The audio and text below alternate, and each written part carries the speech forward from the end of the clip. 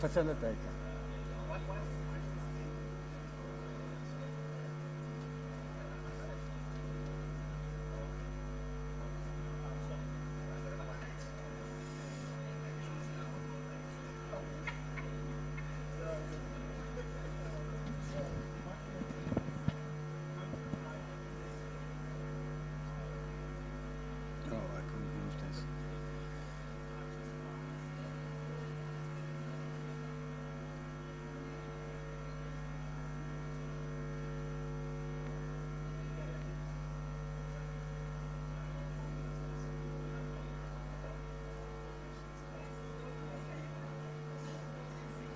Sorry? It doesn't seem that way. You said we saw it on the way. Apparently there was an accident in the morning, so it's taking him even long. So he's saying as soon as he arrives, he's going to speak from the audience. He's gonna? Speak from the audience. No, you must come and sit up top here. Okay, I'm gonna start now. Is it okay if I start with the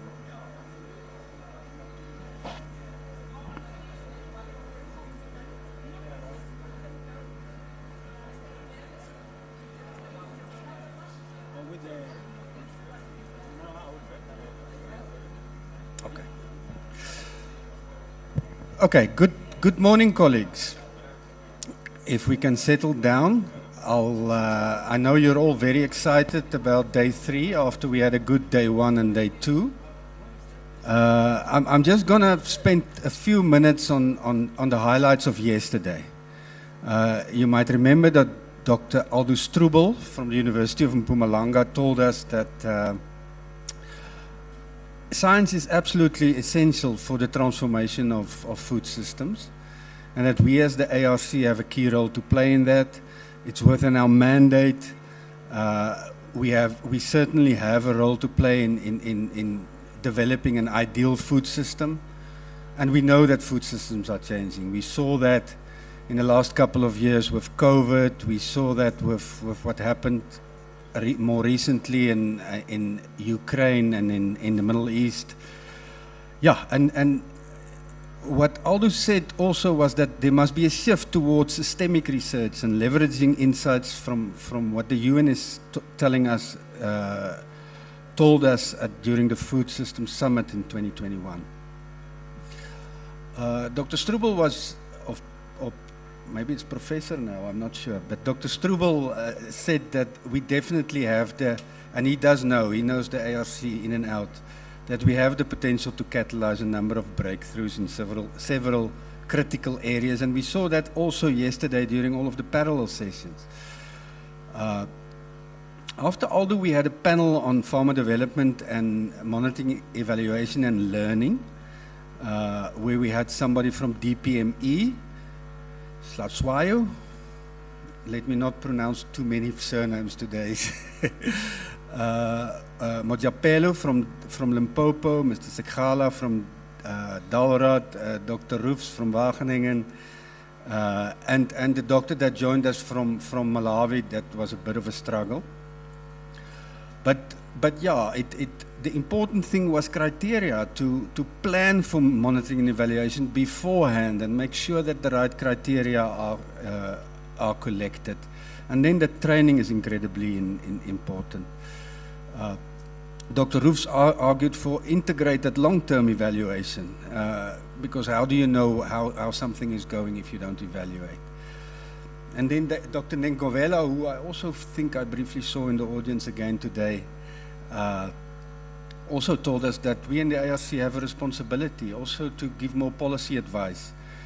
And I don't know if it was him that mentioned the psychometric tests for farmers that I thought was quite interesting to follow up on.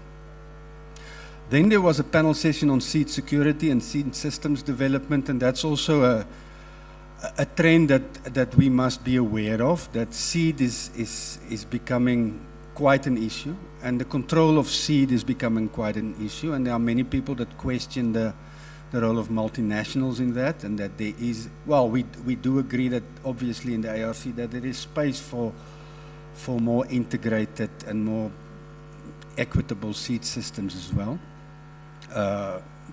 I think the Van der Pan colleagues said there's need for harmonization between countries to facilitate more cross-border movement of seed, especially in Africa. There was an interesting session on climate change, of course, in this room. After that, Matthew introduced climate smart agriculture, gave us the definition from the FAO, and we know that we in the ARC are also quite committed to developing solutions for the changing environment. And we heard some very interesting papers in this respect, which I'm not going to go into because we want to get into the next session. Yeah, I have a lot of highlights here on a few lines on each of the papers. This will be, we will obviously prepare a report. But what is interesting, what I personally pick up is that the relationship between the ARC and our mother department, the DALRAD, hasn't ever been better than what it is now. And I think that's something to celebrate in the first place. The fact that we can help each other and talk to each other.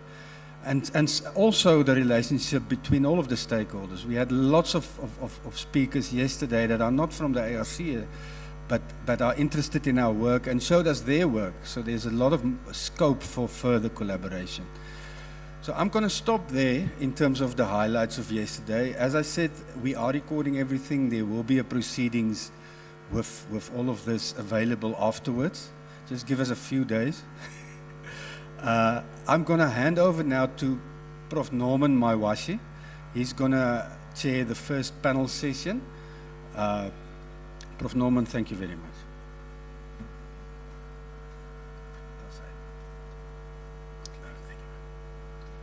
Morning, everyone. Can you all see me? Okay, it's me here.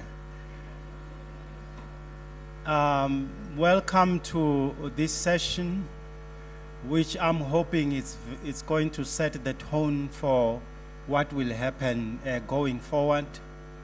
We are mindful of the fact that we are running low on time. We were supposed to have started at 8:30. We have already lost 20 minutes. But believe me, I have a panelist here who are going to work with me so that we are able to regain the time that we have lost. And therefore, I'm going to be very brief.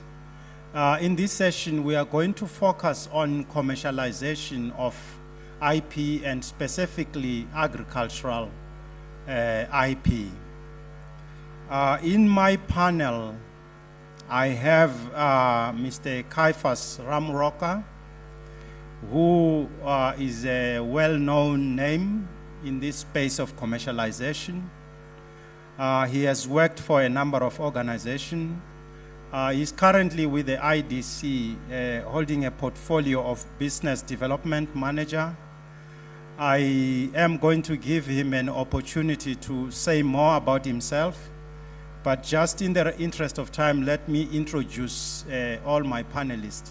Mr. Ramroka is the one on my far left. Next to him is Dr. Piani Libia, who is also a well-known brand in this particular space. He is involved in the commercialization itself. He is a founder and chief research officer of Toka Bio. He's going to share a perspective on how he sees commercialization. He is sitting just on my immediate left. And then I have Dr. Cynthia Muti, who is an ARC household name. Dr. Muti is sitting on my right. She is responsible for IP management and commercialization within the ARC. And I also have Dr. Vuisile Pehane. He's sitting to the right of Cynthia. I hope you can be able to see him. He is just behaving like an elementary particle that can be in two places at the same time. He's just stuck in the traffic. He will join us as we proceed with the program. Dr. Vuisile Pehane works for the Technology Innovation Agency. He holds a portfolio of Group Executive Bioeconomy. Then, in terms of the marching orders to my panelists, I'm going to give you round about 5 minutes each just to introduce yourself and set the tone for the discussion. You're not limited in terms of what to talk about in terms of commercialization, but I will be happy if you focus on those areas that are dear and near to your heart. That will assist me to be able to drive this panel discussion, as I'm a foreigner in this space. I work with animals and we don't commercialize animals. After that 5 minutes opening statement, we will then go into some discussion which I will facilitate. And then from there, I'll give an opportunity to the audience to be able to ask questions and make comments. So I'll be happy if we are able to have more time for audience to ask questions, because these are the people that are troubled by what is happening in the commercialization space. And I'm hoping that the experts will be able to guide them in that regard. So I'm going to start with ladies first. Cynthia, if you can come and provide us with an opening statement and just also tell us about who you are and which family you come from.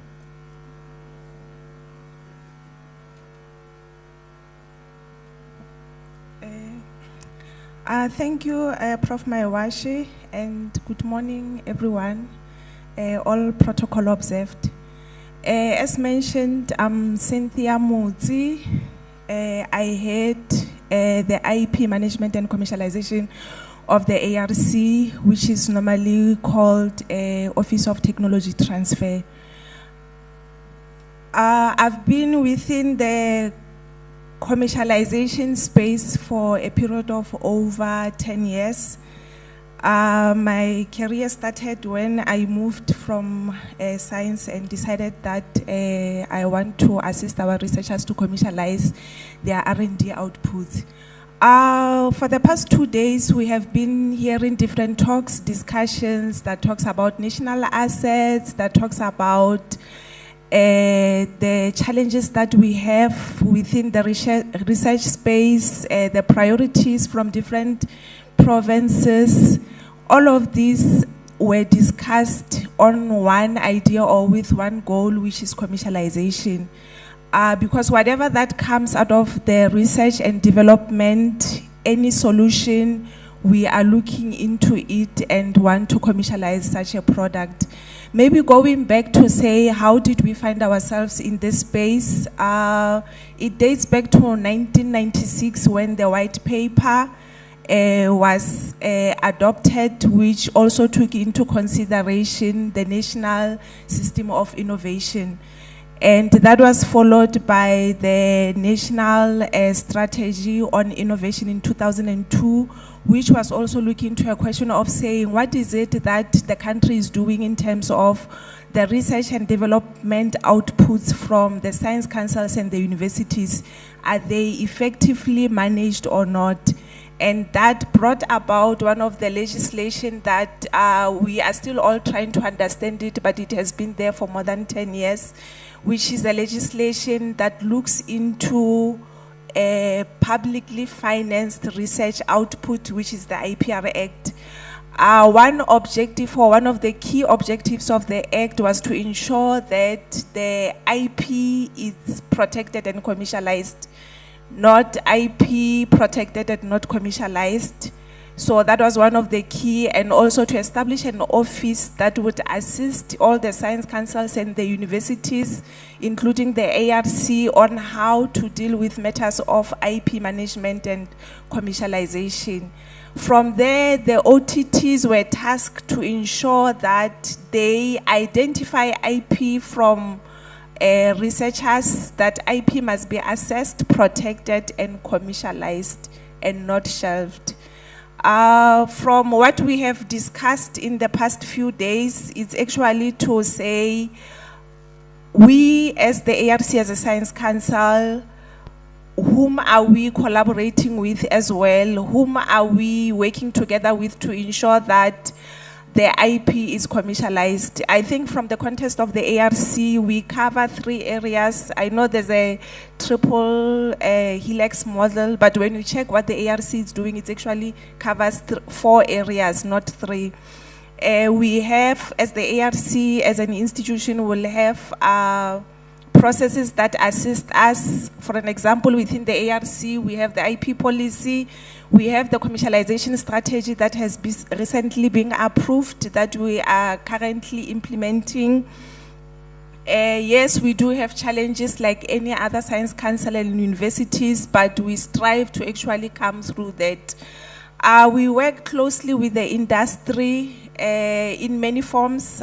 This includes collaboration agreements, this includes research agreements, licensing of technology, which ARC is mostly doing. We are licensing our technology to different stakeholders in the industry, and we are still looking for more of such, while we are still also trying to explore other ways of commercialization.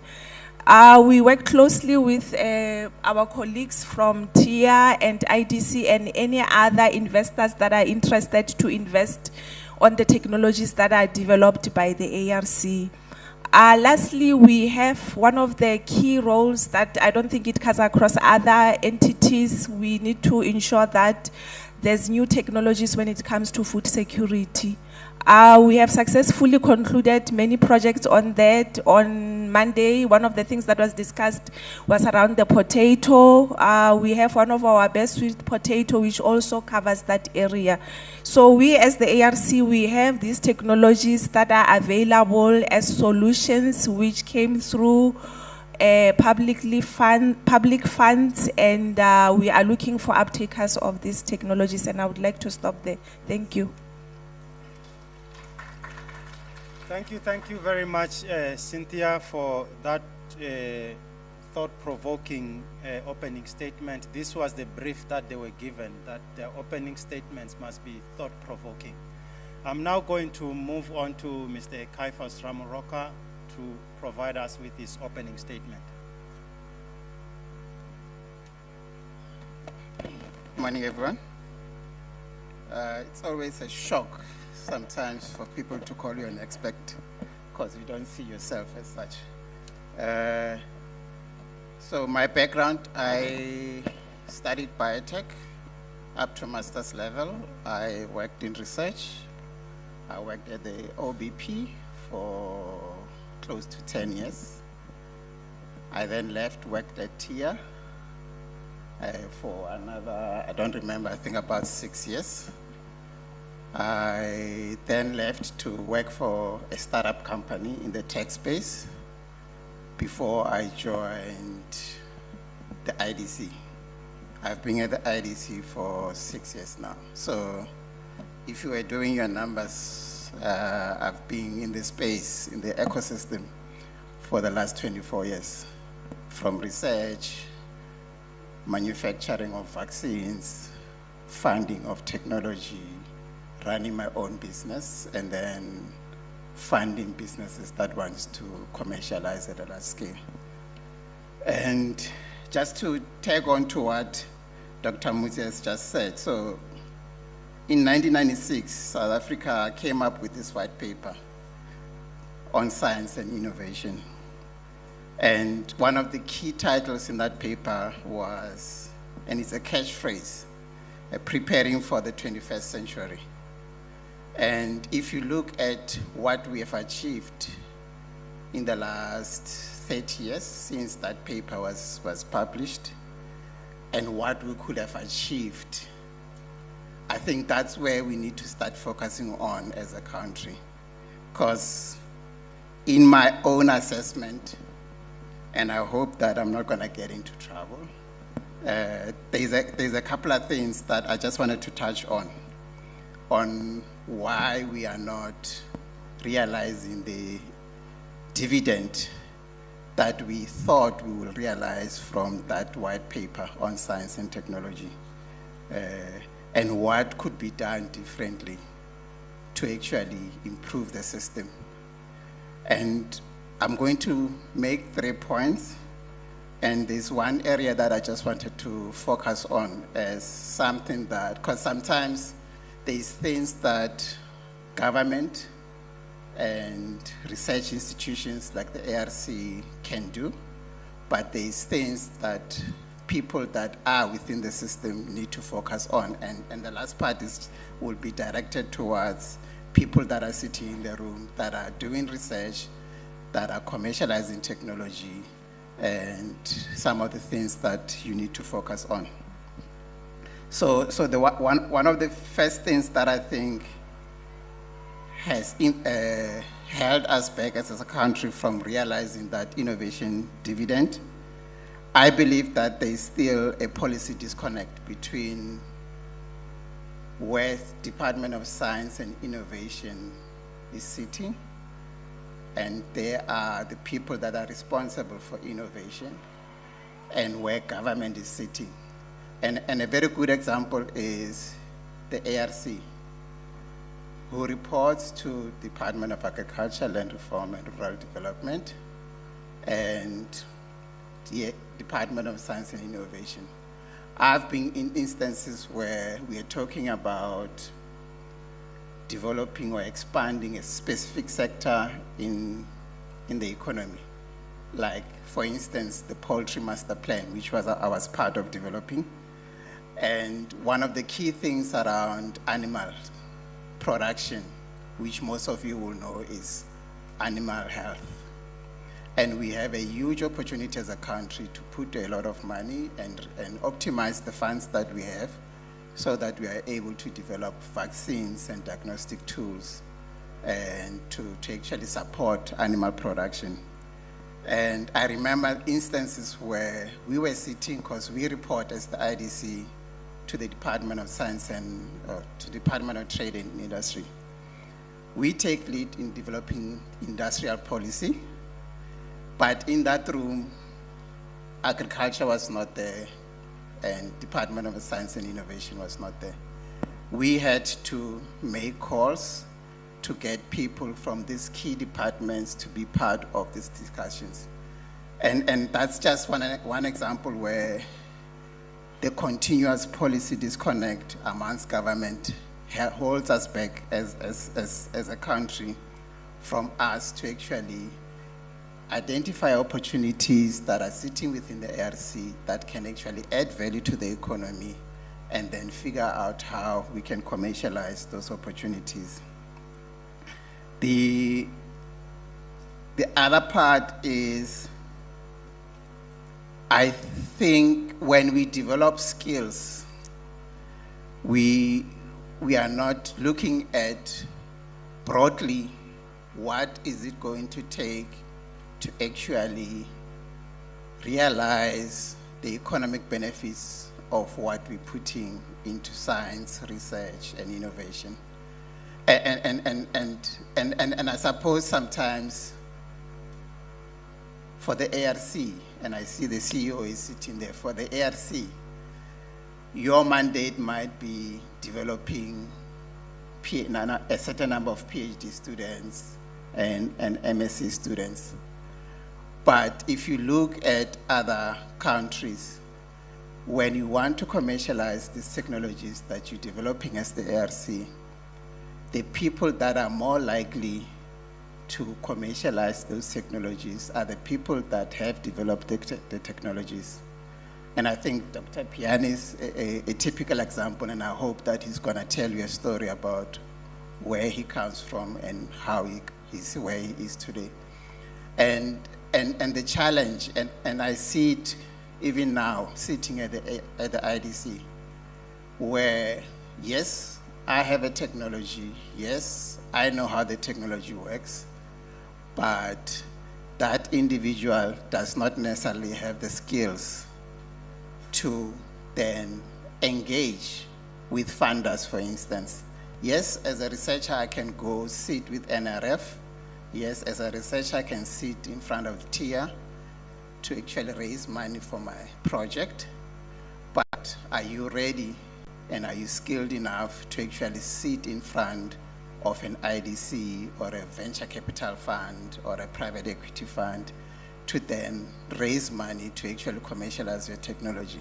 And I think for me, that's one area that we need to focus on to see how we develop people beyond just the science, technology, and the innovation component, but how do we give them the soft skills so that those that have the courage to commercialize and spin out companies are better prepared to actually do this. And just to tie it up, is one of the things that I always encourage people to do is introspect, acknowledge who you are and what you're capable of and what you're not capable of, and then think about building teams around you to help you do what you want to do at the end of the day. And that's the last point that I think it's more directed to people in the room to say, in as much as when you are heading or leading a research project, you work with teams, and when you appoint team members, you look at skills that they bring into your project. The very same thing that you need to do when you think about commercializing technology. What skills are required to actually take my technology from the lab to pilot scale to the market? Do I have those skills? And how do I then build a team around myself to then make sure that I have a team that is well balanced to actually help me to go to where I need to go? And a typical thing that we see, regulatory skills are important because most agricultural technologies are heavily regulated. And you have to go through a regulatory process and get approvals for you to be able to commercialize. So regulatory skills are critical. Financial skills are critical. Marketing skills are critical. In my previous life at TIA, we supported companies to commercialize technologies that had a huge potential in the market. But because one of the things then that we missed was this team approach, those technologies were never successful in the market because there were never marketing people that understood the market, that had relationships to actually push those products into the market. Because sometimes as people who have developed the technologies, who have fallen in love with the technologies, we always believe that the market is ready to buy my product. And that's not how the market works. And you need to push your product into the market. You need to compete. There's complexities on a daily basis. And that's why being able to build teams around your technologies becomes very, very important so that you can actually successfully commercialize your technology. I'll stop here for now. Thank you very much, Mr. Ramoroka, for... It was my phone. Thank you very much. We're going to move to Dr. Piani Libia, who is the founder and chief research officer of Toka Bio. Over to you, sir.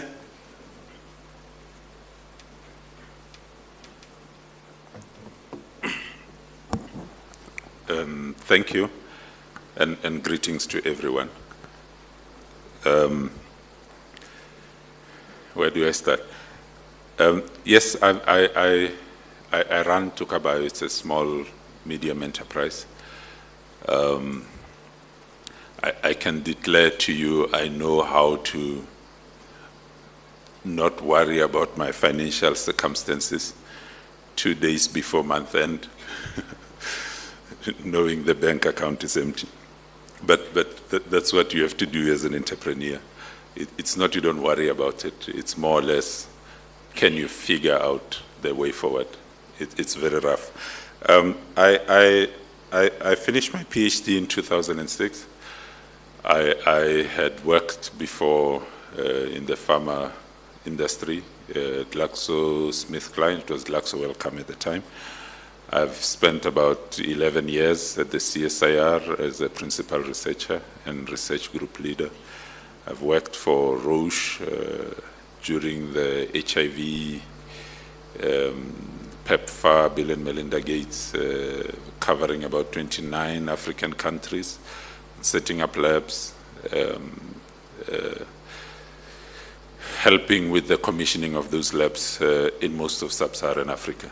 In short, that's my CV on the academic and commercial side. CSIR, for all its sins, has been a very nice organization to work for.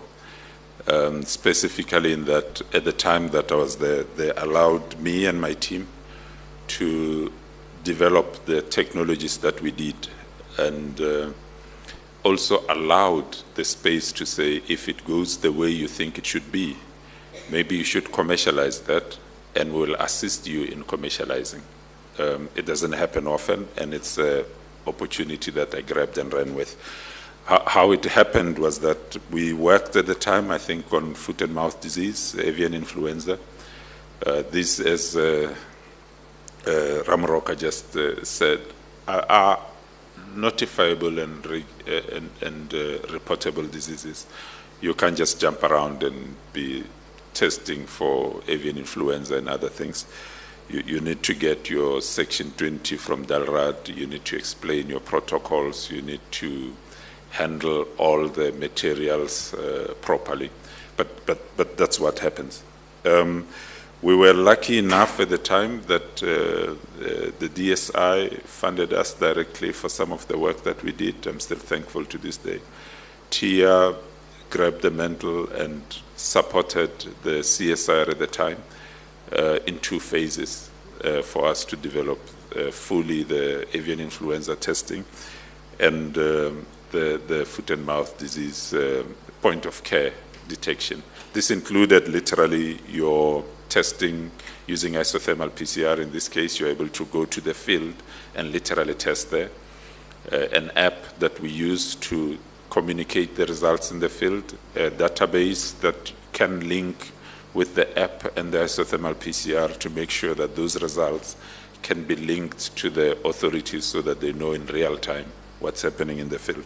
I'm mentioning this specifically given, I think in this room we all know what the situation is with avian influenza.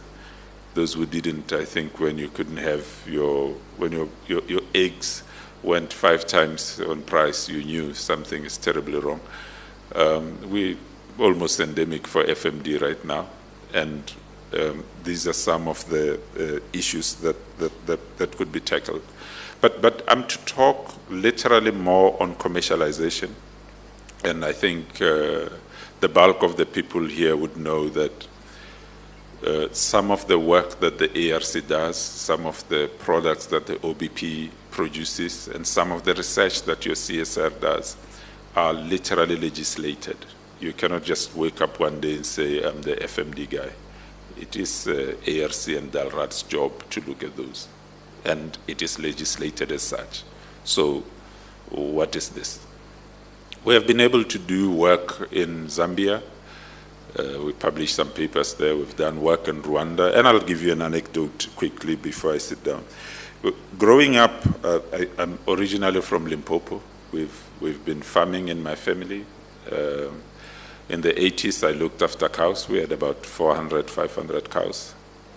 And usually when you have to deal with animals, my grandfather was the patriarch at the time before he passed away.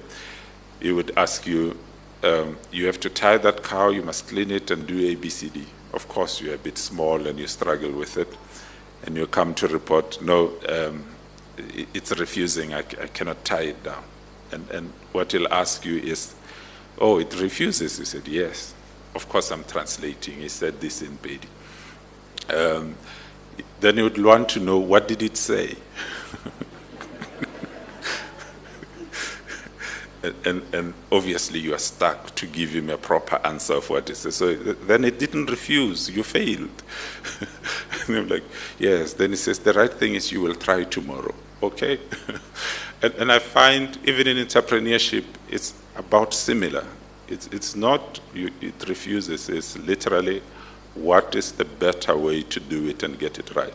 Now, if you look at the ecosystem within South Africa and within the continent, I mean, if you look at the CFTA and how goods are supposed to move back and forth, and you look at the phytosanitary regulations that are required, not only in South Africa, but in other countries as well, it becomes more and more clear that for us to thrive as a country, have the food security guaranteed, have our biosecurity looked after, the responsibility to look after the very same notifiable and reportable diseases stays legislated with the same institutions, but we have to look further to say, what happens to the corner of Malamlele where people in Onesteport are not going for 2-3 years?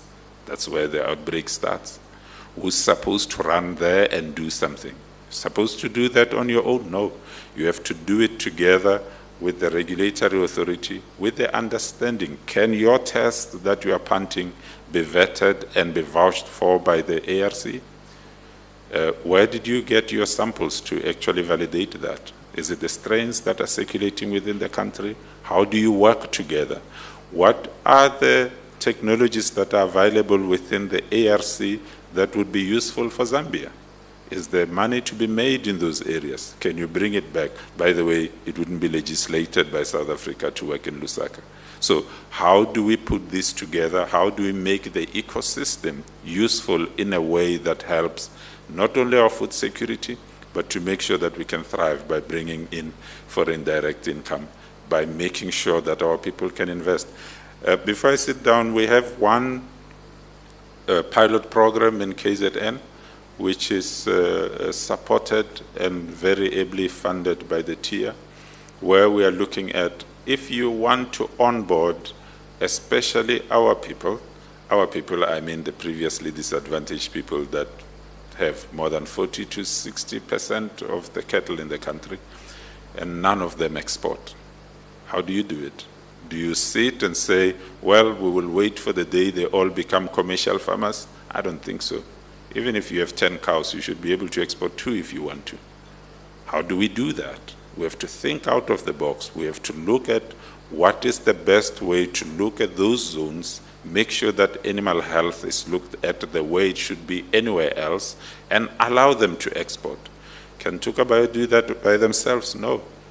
Can ARC do that by themselves? I'm sure they have a lot more other pressing issues to do than run around those villages and try and see who's got 3 goats or not. But it's something that means we need some sort of an ecosystem that would work to do so. And I thank you. Yeah, you must be taller than me. Thank you very much. Can we give them a round of applause while I get a roving mic? Art, what did you do with the roving mic? I want a mic for my panelists here. While they bring the mic, I can see I hardly have 7 minutes left, and I wanted to start bargaining with Art if he could give me a 5 minutes so that we can do justice to this. Dr. Mutsi, you spoke about the work that the ARC is doing in terms of commercialization.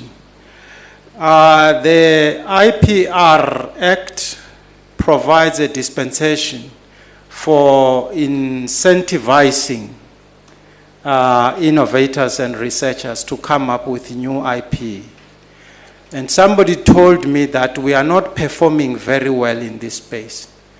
What do you think is the problem? Why our researchers and innovators are not laying the golden eggs, given that we have this incentive scheme? If you can be brief in your answer, I still have a lot of ground to cover. In the process, let me welcome Dr. Peyan to the panel. Dr. Mutsi, here is the mic. Okay, thank you. The reason why perhaps there are delays in terms of incentives is how we have started doing research within the ARC. We clearly understood the mandate that we are doing it for the good of the country. However, when the new act came in, it took us time to actually start implementing and then understanding that we need to change focus and start to be accountable when it comes to the commercialization of the R&D outputs. We are slowly moving in terms of the incentives. We should be able to implement some of the processes before the end of the financial year. Thank you. Thank you very much, Dr. Motsi. Mr. Kaifas, you said you have seen it all in terms of commercialization. The one area that you spoke about, which would be of interest to the audience here, it's about the funding ecosystem in the country in terms of the venture capitalists, public institutions that are funding research. Why do you think there is reluctance to put money into getting this IP commercialized? Do you think there's something wrong in the way we think as South Africans? I think it's, the money is there. There's money across the board. And I'll talk for the IDC. In terms of our targets on an annual basis, like this year, we are expected to commit about 15 billion rands a year in funding across the different industries and disperse 20 billion rands. So the money is there in the system. My experience has been the fact that are we able to package these businesses for funders? And I think for me, that is the most important part. If we are able to package these things for funders, if you go into TIA, yes, TIA is going to be looking for specific things in your application. But if you go into IDC, IDC is a totally different institution and it funds viable businesses. And what is required is a totally different approach in terms of how you package that application to the IDC. And it also ties back to what I said, who do you have as your team to help you to package that business plan to the IDC for funding? If you get those things right, you are likely to be successful in raising money, at least from the IDC. And I think it will apply, the same principle will apply whether you are approaching venture capital funds or any other funder out there. But I think the key thing is about how you package, how you put the team together, and how you then present the opportunity to your prospective funders. Thank you very much, Mr. Ramroka, for making this call to our research community to say money is there. They just need to know how to complete the form. It's beyond completing a form. There's more to do, but money is there. Dr. Libia, you have been part of almost this whole value chain, starting from the bench and all the way. You have had an opportunity to think as a researcher and an opportunity to think as an entrepreneur. What do you think we need to change in our thinking as researchers so that we can see more of Dr. Libias out there who are able to take this technology and make them part of the economy? Thank you. I think, and I must acknowledge Dr. Pehane and his team's support in some of the things that I'm talking about. I'll do that by way of an example of what maybe discourages sometimes people from jumping from a guaranteed salary, however small it might be, to taking a chance to try and do that. In 2022, I was working in Rwanda as part of the program that we're busy with, and there was a Rift Valley fever outbreak.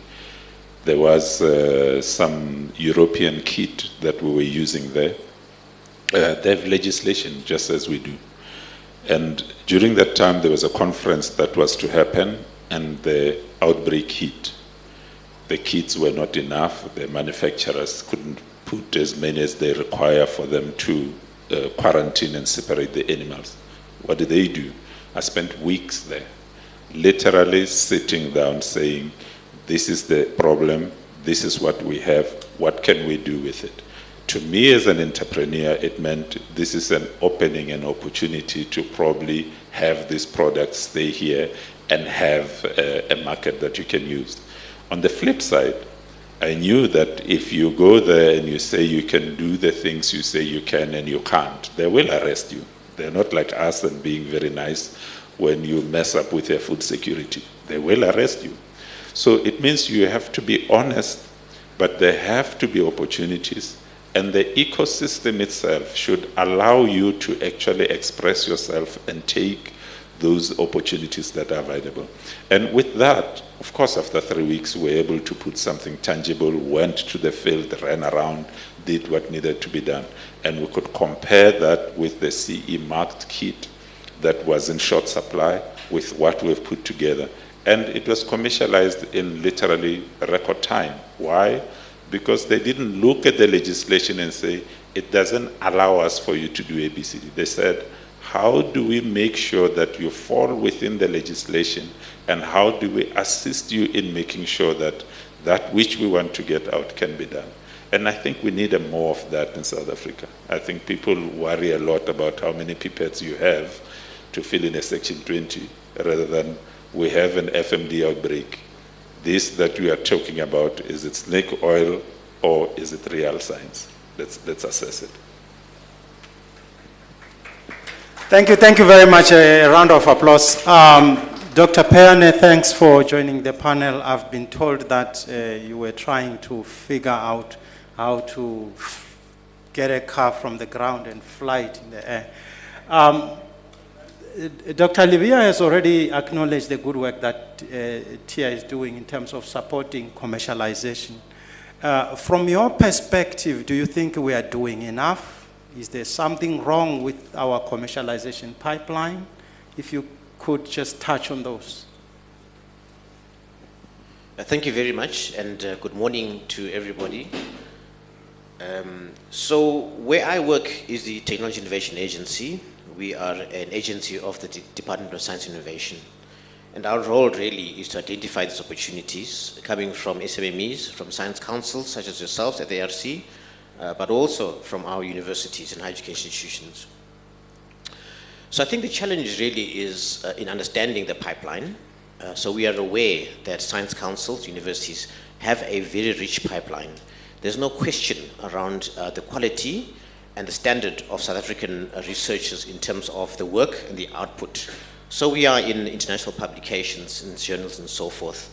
The challenge is really in the ability of us to translate this pipeline into commercializable goods and services.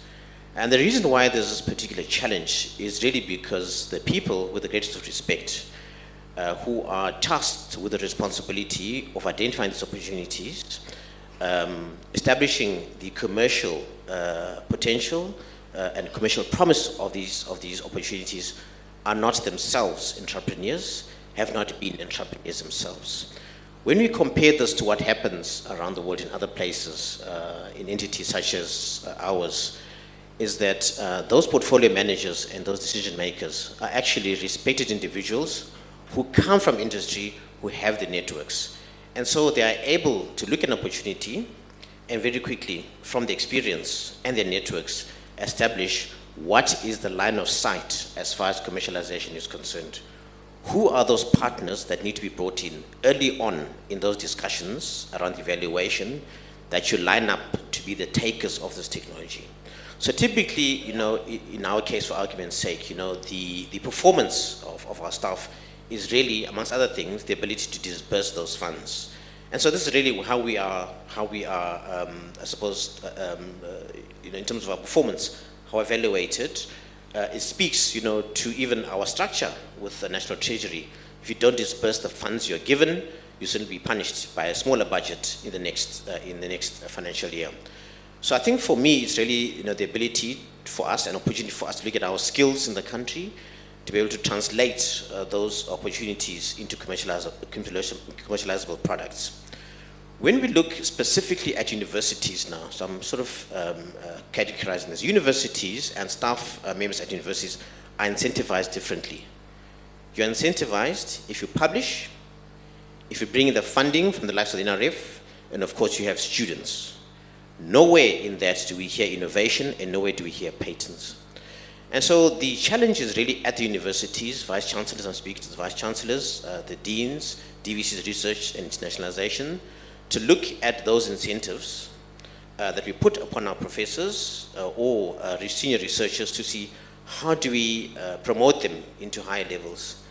If that promotion is only publications, it's only students, and it's only funding raised from the likes of the NRF, we're certainly going to have a problem, particularly for our technology transfer officers who have been set up by legislation to translate the outputs of researchers into products that can be commercialized or spun off into companies. So ultimately, we're looking at an innovation system in which all the correct players are there. It's really a matter of looking at how these collaborate, interact with one another, understanding what drives, for example, our researchers, their ability to be promoted to professors and so forth, but also to see how this speaks into how ready we are as a country to translate these innovations into these products that we require for commercialization. Thank you. A round of applause. I think it is very clear that we need to think a little bit about these things. I'm running very short on time. We had planned that this is going to be a 1-hour session. We're trying to squeeze it in less than 40 minutes, which is a difficult ask. I had made an undertaking that I will give an opportunity for the audience to ask questions.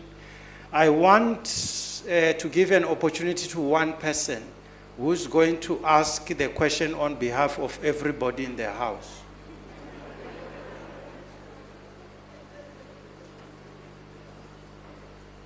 One person. There is a brave man. Can we get the mic to him right there?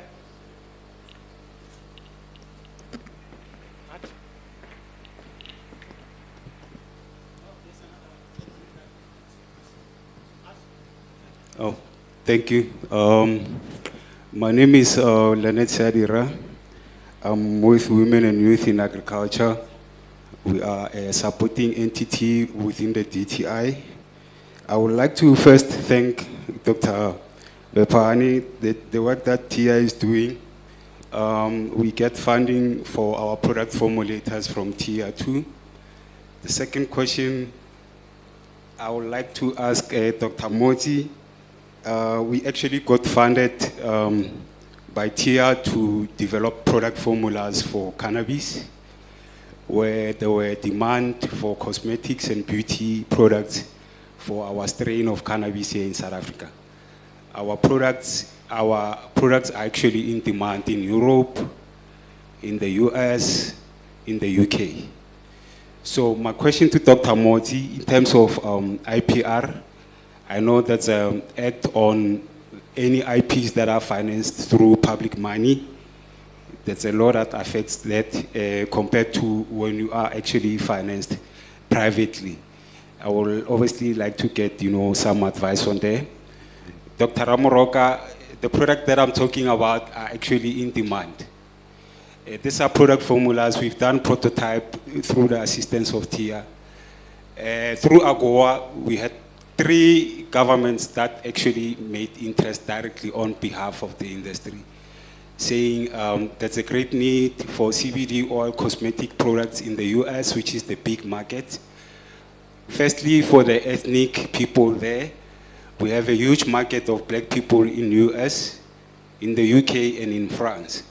So these products have been identified as indigenous South African products that has opportunity in the market. My question to you is that we want to commercialize the IPs and the formulas there. In the US, there are compliance-related issues when it comes to CBD oils and cannabis. Okay. How can the IDC assist us, obviously, there? A very simple question. Okay. Yes. Okay, so this is how we're going to answer these questions. These are all the questions from the House.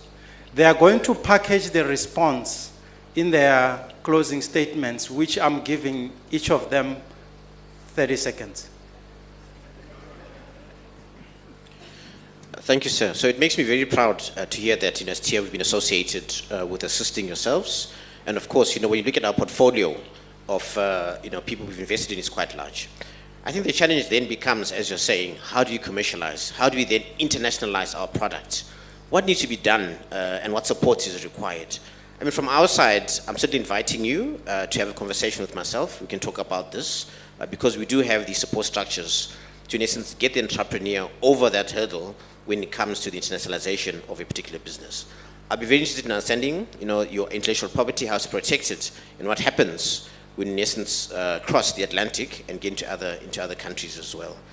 So I'm looking forward to that. It does mean, of course, that you understand that the budget to internationalize can be quite significant. So if we're able to partner with the likes of the IDC in taking your product overseas, we'd certainly like to hear about that. So thank you very much. Cynthia? Go ahead. Thank you for the question. So in terms of the IPR Act, it relates for science councils and universities. So we, as the ARC, in terms of the technologies that we developed, we have recently registered hemp, SA1 and 2. The material will be made available for the interested parties as per the IPR Act. So it won't be any exclusive contract, it's non-exclusive, and we are trying to target as many people as available and to ensure that they get the best of what is coming from the ARC, as it is one of our best cultivar. Thank you. Thank you, thank you. I know the question wasn't directed to me, but I'll talk anyway. I think given that the session itself was more on IP and commercialization, my parting shot would be, I think especially here I would be addressing a lot more your OBP, your ARC, in terms of what your Tukabayo and others similar, not necessarily for myself. I think we need to talk a bit more. Look at the African market as a whole. What is it that we can do together? What is it that we should be not bother about? What are the technologies that are available that can have a further reach? And we mustn't shy away from those technologies, must make money that comes back into the country because it's been invested in. That's why we have the technology sitting there. So to me, we have to find solutions and suggest those, put them on the table, and let's try and see what's the best way forward. Thank you, thank you, thank you. I'm glad that Dr. Pianes already indicated that he's willing to talk to you, because just based on what you were saying, you still have regulatory hurdles that you need to deal with. For cosmeceuticals, you need to go through clinical trials, and that's an area that the TIA should be able to fund. But I can be part of that conversation so that we can assist. The one thing that I wanted to just close on is, I know I said that you need to know how to package these things when you come to the IDC. What we offer also is we can offer our time to speak to your researchers who are interested in commercializing their technologies so that we can do those workshops on a regular basis. And that's something that we do on a regular basis. The other part is we normally take a very hands-on approach when we deal with applicants. We just don't read your business plan and chase you away. We will give you inputs to do certain things, and we will work you through the journey until we get to a point where we are comfortable that your business plan is ready to be assessed. But yeah, and I hope that the ARC will take on that opportunity where we can do workshops with interested researchers who want to take the leap of being entrepreneurs. Thank you.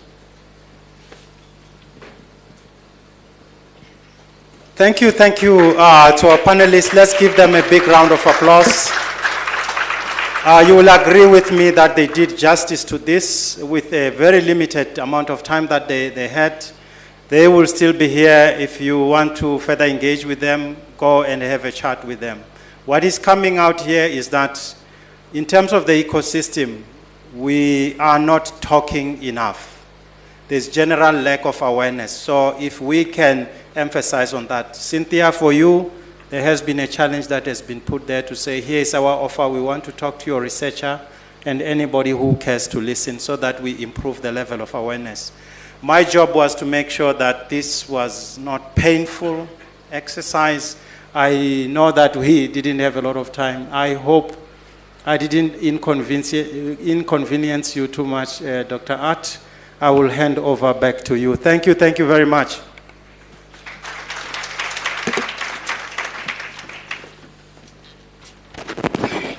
Thank you very much. Prof. Mawashi, I think you did quite well. Dr. Labia, your anecdote about the cow that refused, there's more than one lesson in that. That will end up in the proceedings. Please accept these gifts on behalf of the ARC. Thank you so much, everybody, and you can now be excused.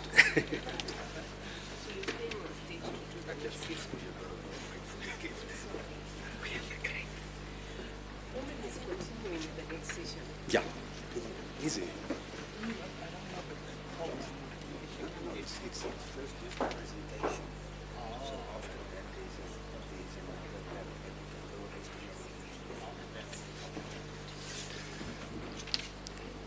So without much further ado, we welcome to the screen Francis Halle. I hope I pronounced the surname correctly. Okay. From Vanderpan. Please follow the trend and cut a few minutes so that we can catch up with the time. But thank you very much for joining us. We look forward to hearing from you. Thank you. I have a presentation. Yeah. Good morning, everyone. Good morning again. And thank you again, ARC, for providing Vanderpan an opportunity to be at this big event. Thank you. I can see my presentation. And I assume,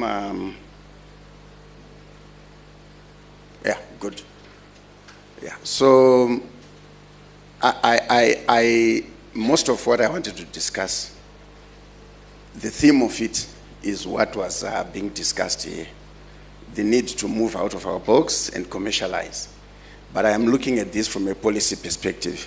Vanderpan is a policy network, a Pan-African policy network, whose regional secretariat is hosted here in South Africa as an international organization by the government of South Africa.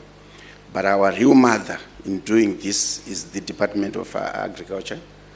And in that department, the ARC is our real landlord. We are actually housed at the ARC campus in Silverton.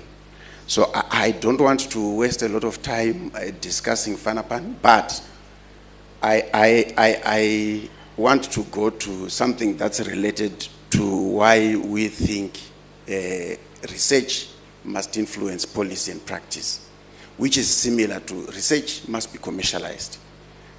The issues that have been raised either at university or at ARC or at any other research institution, our researchers are trained to do something. And that is research. And they've got methods and they've got approaches that they do. And when they do those things, they publish, they speak in their language, they speak to each other and understand each other. I came in a little bit early and went to the poster presentation. There are a lot of tongue twisters, exotic sounding reading, things like that. But in the world that we live, it's not like that. That is the world where researchers live. And people who live around researchers are not researchers. they don't speak research. They speak like I do. When I joined FANAPAN, I told them in the discussion, it wasn't interview, that I couldn't spell agriculture because I had not done a single agriculture subject from primary school. Up to now, I have not. But I believed that we need to do this process of taking things to a logical conclusion. So there is a disconnect which exists between science and policy or practice. This language that I'm talking about, the way your mind is wired, the materials and methods, and then there is very little research that actually goes into use.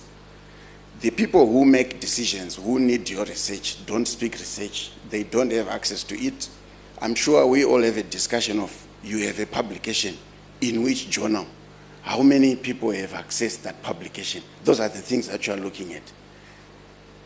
Beyond that, these people who reach, speak your language, that's why they are going there. But the ones that make decisions sitting at the department itself, including Minister Didis, and everyone who is a director, they don't speak research. So where are they going to get your research? Then when you look at research on policy, it's not very prioritized. I know it's not the mandate of the ARC, but we are beginning to see things where we are focusing now on where does this research go. Beyond this research is the impact on policy, because policy is the bedrock of everything that you want to change. If you want farmers to do something, if you want a cultivar to, there's got to be a policy that supports it. Now, I know researchers have been defined already, either at university or at ARC. I understand there are more than 700 of that species at ARC. They exist in an environment such as this one. And I think it's a complex environment. The requirements of the Department of Agriculture are stated. Yesterday, we had a number of acts that talk to the issues that we are discussing today, but they are being administered by different ministries, different departments.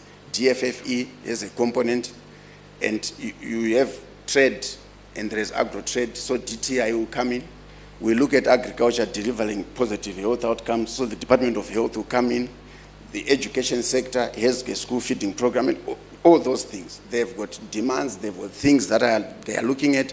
In short, everyone is talking to someone, everyone is demanding something, everyone wants to have their stake taken care of in this sort of an environment. So I then posit an ARC researcher sitting there. I don't think they have time to think this way, because their training is to do research and publish, do research and put the results there.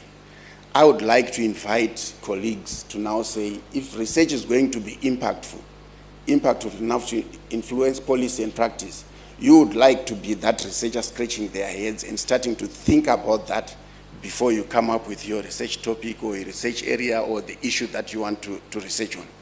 Now, in FANAPAN, we have a simple approach that we use. And it's these 4 steps. We look at agenda setting and generation of evidence. And we move to developing an engagement strategy. So the first one would encompass what a university does in research, what a ARC does in research, and it ends there for a researcher. And you get paid that way. That's what you do to get paid, your salary. But I'm inviting colleagues to then say, move to 2, 3, and 4. We develop engagement strategies specifically for the research that we are doing, and we have an engagement which is budgeted for, which is planned for way ahead, and then we consolidate, review, and replan. Now, I want to just talk to those 10 and probably stop there.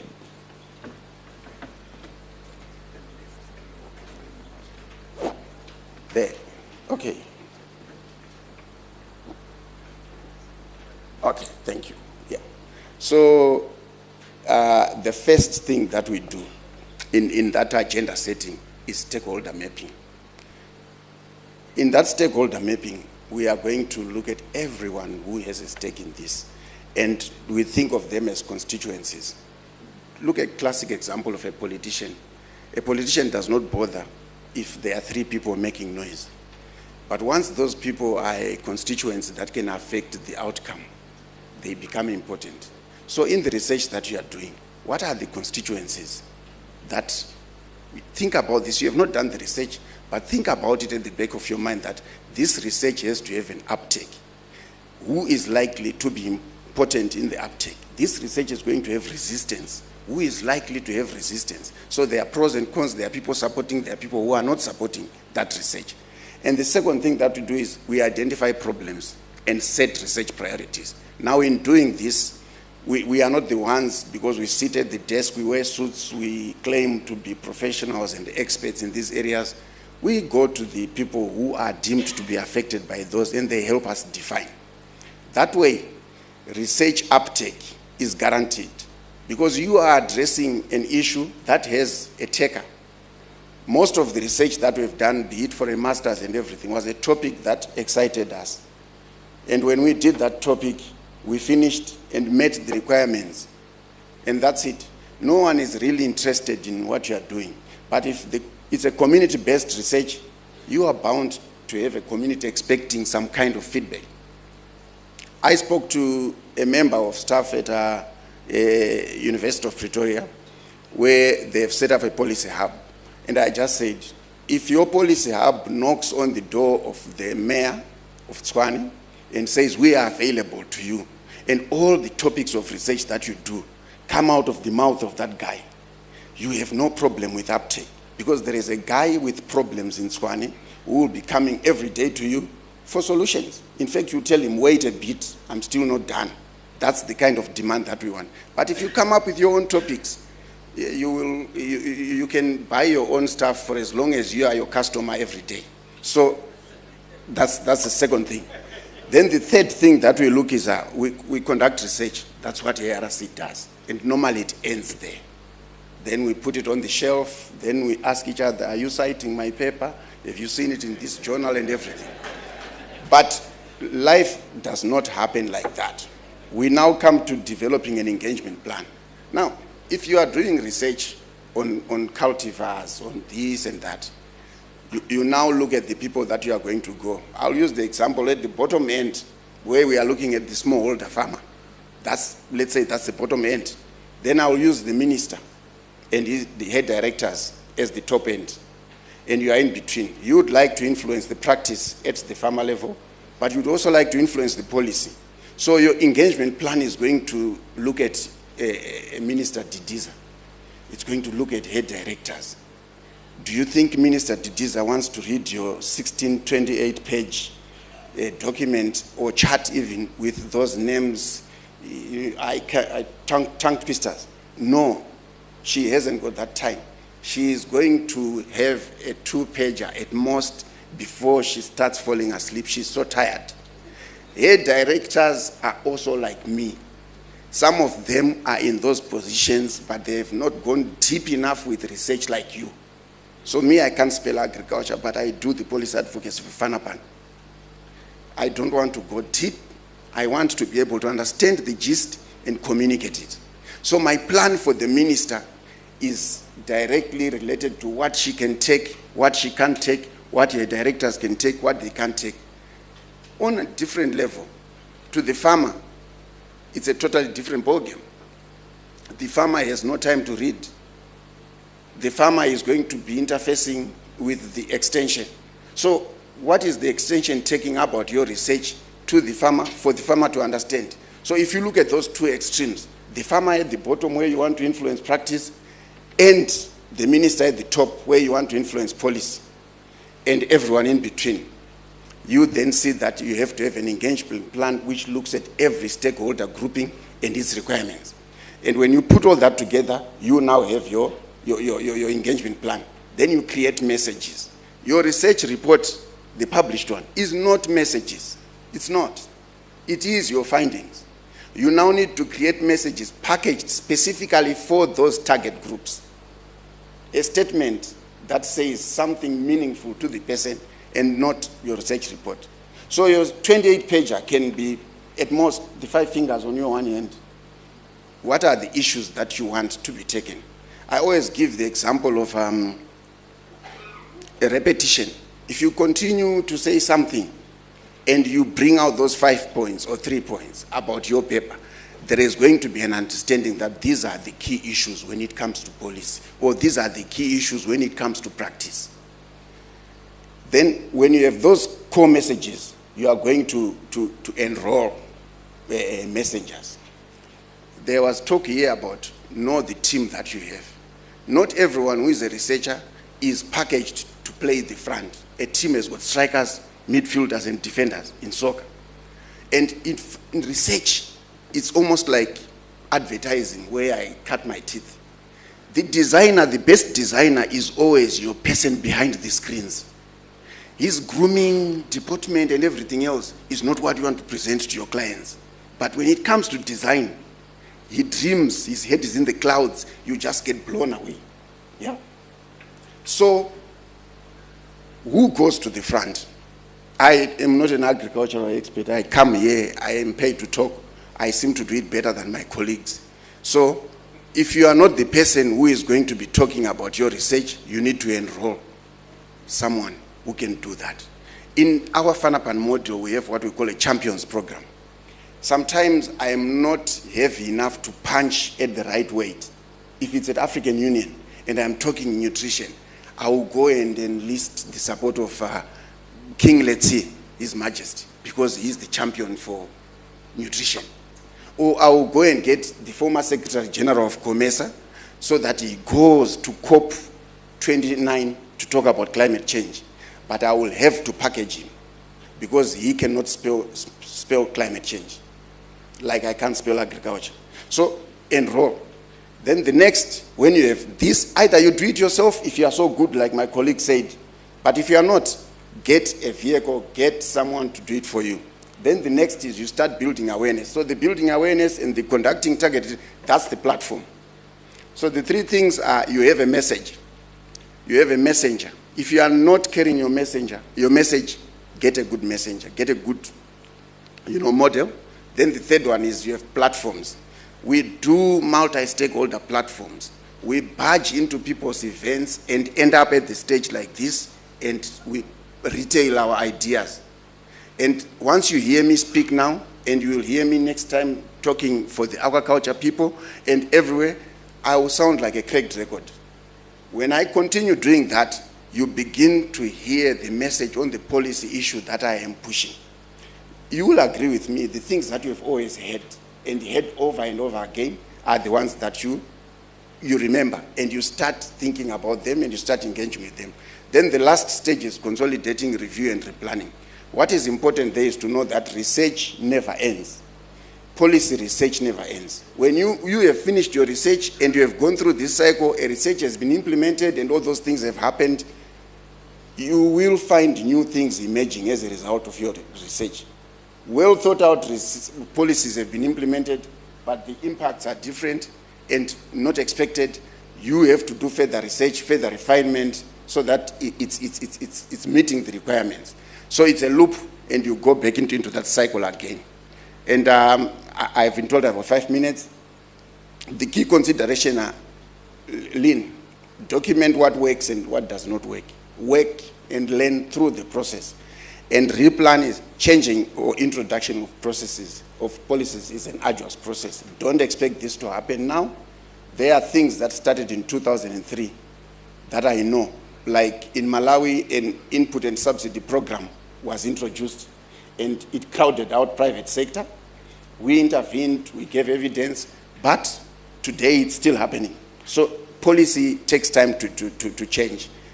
My last slide is a call to action. That box defines where a researcher sits. Your agenda set yourself, or maybe if you do it in an improved fashion, you include other people and you understand what is needed out there. And you also generate evidence and you publish. Then we pam for each other. I'm just saying, get out of the box, develop engagement strategies and engage for your strategies. And then my last is if in ARC you have a lot of this research and you believe you can't play the front, FANAPAN is a network where we are hosted by ARC, and ARC, by virtue of working in food, agriculture, and natural resources, is a member of the network, can invite FANAPAN to play the front, where advocacy needs to be done for some of the research that you have done, and you can move on. Thank you. I think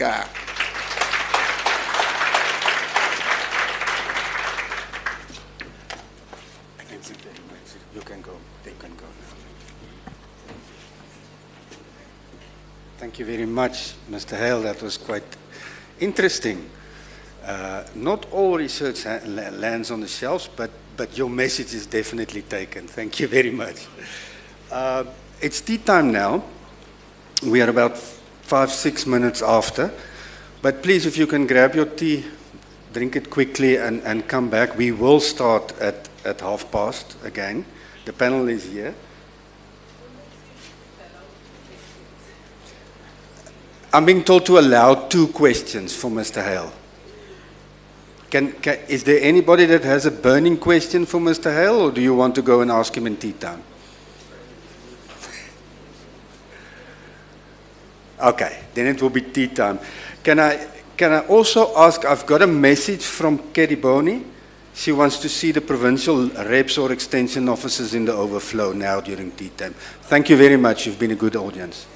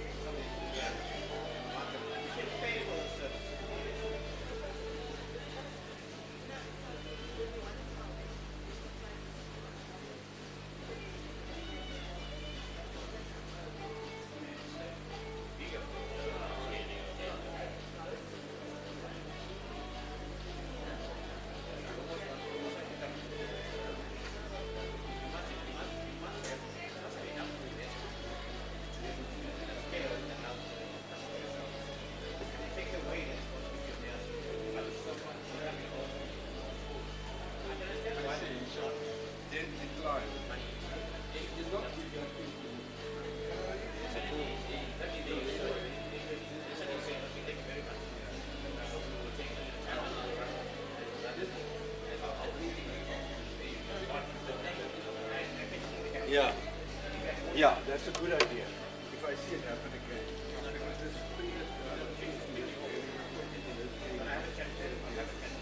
I know. All right, no.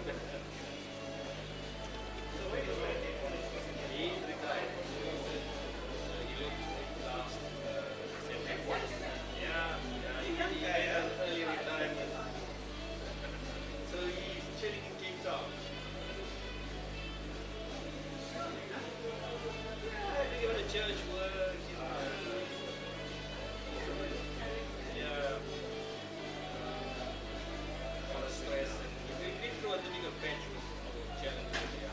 Fighting, etc. We're coming out of it, I think, now. We won't reach any lower. But that's the plus, you know. And I think that was just, that's what broke him. And it's like, all the action that comes with therapy, and what to do now. Based on all that,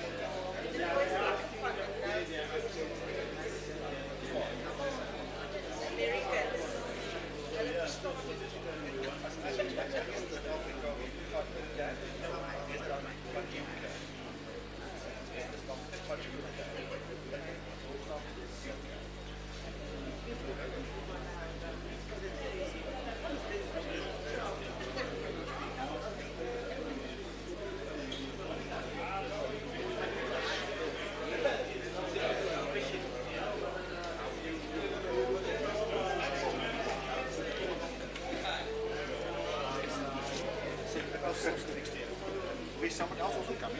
Yeah. That's, okay. Are you Mr. Yes, sir. Thank you. Sit there. Yes. So that's the whole panel. I just need.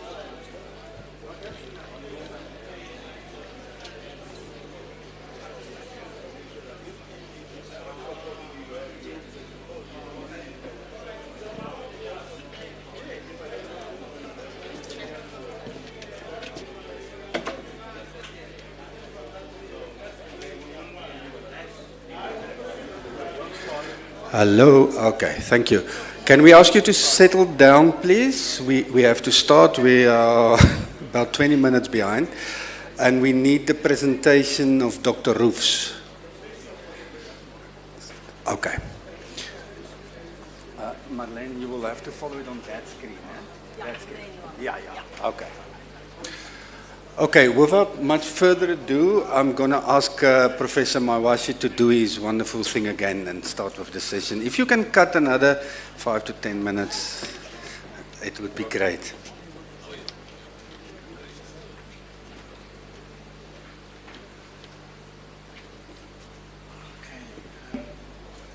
We are now going into a panel discussion session where we're going to be focusing on food systems transformation through multi-stakeholder platforms.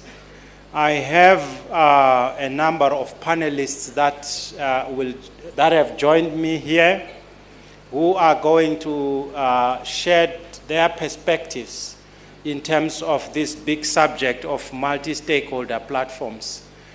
I am here as an imitation of Dr. Venter, who was supposed to run the show. And therefore, as a sister, she said, no, I think you could assist because of other engagements. You will agree with me that food systems are critical, especially in view of the number of agricultural threats that are posing a challenge to our systems, and how we organize ourselves to be able to have resilient systems is very, very important. So we're going to have 2 presentations. Those presentations will then be followed by a panel discussion, and from there I will provide an opportunity for the audience to interact with our panelists as experts in the field. Our first panelist is Dr. Roofs from the Netherlands, working for Wageningen University. We have Prof. Van Niekerk, who is a local from the University of Free State. And then we have Dr. Matsaunyane, who is our homegrown talent in the ARC. And lastly, we have Mr. Ndimande from our mother department, the Department of Agriculture, Land Reform and Rural Development. I'm going to start with the presentations. I will request Dr. Roofs, if she wants to add more decoration to the introduction that I've made, she should feel free to do so. She's going to give us a presentation which is going to lay the foundation for our discussion. Over to you, Dr. Roofs. Thank you so much. Thank you. Thank you for the very nice introduction. Good morning, everybody. I'm going to talk a little bit about multi-stakeholder platforms, but I will really focus also on how to assess the success of multi-stakeholder platforms, or partnerships, actually. This is the first time I'm going to present this thinking that we developed together. I did that with my colleague, Catherine Pitore from Wageningen University. So I really welcome any questions, comments from all of you. I cannot really see this, but I'll manage. Right, I go with this one. It's okay, I will stand like this then, or this, yeah, this is better. And then I go up and down.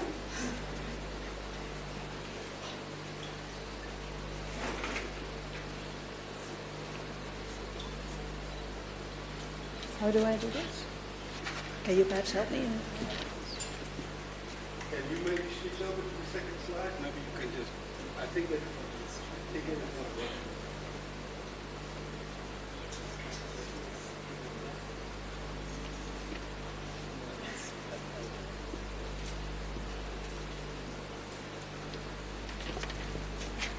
Can we get the tech to come over here and assist? Just when they're white Excuse me. the white tape. So Oh, okay. on top of the white tape is forward, the red one is back. I'll fix that.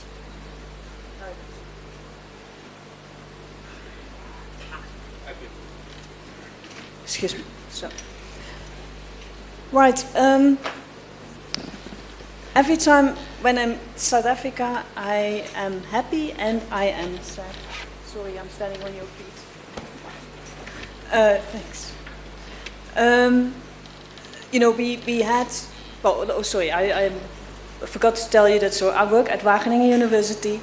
Together with my colleague Catherine Pitore, we work at Wageningen Center for Development Innovation, where we conduct research, assist all kinds of intervention in the food and nutrition system, various sectors in low and middle income countries.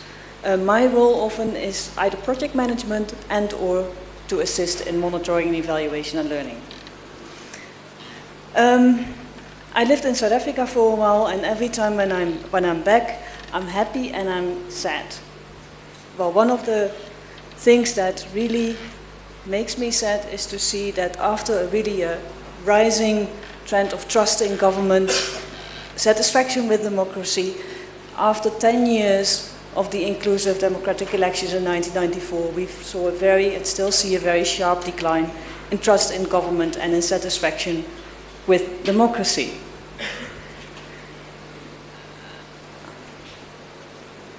There are also things that make me happy. And that is when I see my ex-colleagues, I used to work at the Human Sciences Research Council, who do these social attitude surveys, and I see so many South Africans working in government, elsewhere as well, who still look at things from the bright side, try to improve the system, work very hard together, and that obviously makes me very happy. Working together, that is the key. Working together as different actors with different stakes in multi-sector settings or partnerships. I'll be talking about that, and I have some key points. One, it's about people. Food system transformation and change is all about people and people's behavior. People are the change agents. But we have seen food systems are very complex. There are many actors and there are many stakes and preferences and trade-offs. So you need to transform collectively. There are collective challenges, collective solutions. Third point, multi-stakeholder partnerships, MSPs, as I use it here, are a mechanism for governing that collective, what we call interaction. So that leads to collaboration, should support collaboration. So it's a kind of a governance mechanism to guide, to help different stakeholders to work together in a partnership. How do you assess that actually? As a monitoring and evaluation person, you always ask that question. When is that successful then? When do we say, okay, we have a good partnership as multi-stakeholders? And I think we really should be looking at behavioral change. Do people work together more? Do people collaborate? What does that mean? How do people see that? When are people satisfied with that collaboration? And I think that we can use insights from the social sciences, from psychology, to look into what that behavior and collaboration actually is, and what helps that behavior to be undertaken and to be expressed. And then we use actually a very simple model, which focuses on capabilities of people. That can be skills, practical skills, can be knowledge, it can be social skills, opportunities to change. Do we have the time? Do we have the money? Do we have the social support, managerial support, policy support? What does our context actually give us, support us in our collaboration? What do we need in our context? The opportunities. And thirdly, and that perhaps is even the most important one, is motivation. Do we really want to collaborate? What does it mean? What stakes do we have? What benefits do we get? What will we lose at the shorter term and at the longer term? And how will we be dealing with that? And that happens at different levels. At individual level, but also at an organization, like the ARC and the department, the private sector, NGOs. You know, what are they getting out of this partnership and why would they need others to collaborate? We have seen a number, we're talking about food systems the whole time, and we have seen a number of food system models. And I'm now throwing some other models at you. This is one that we use a lot at Wageningen University. It's called the Van Berken model. It's one of the authors of the paper in which this was presented.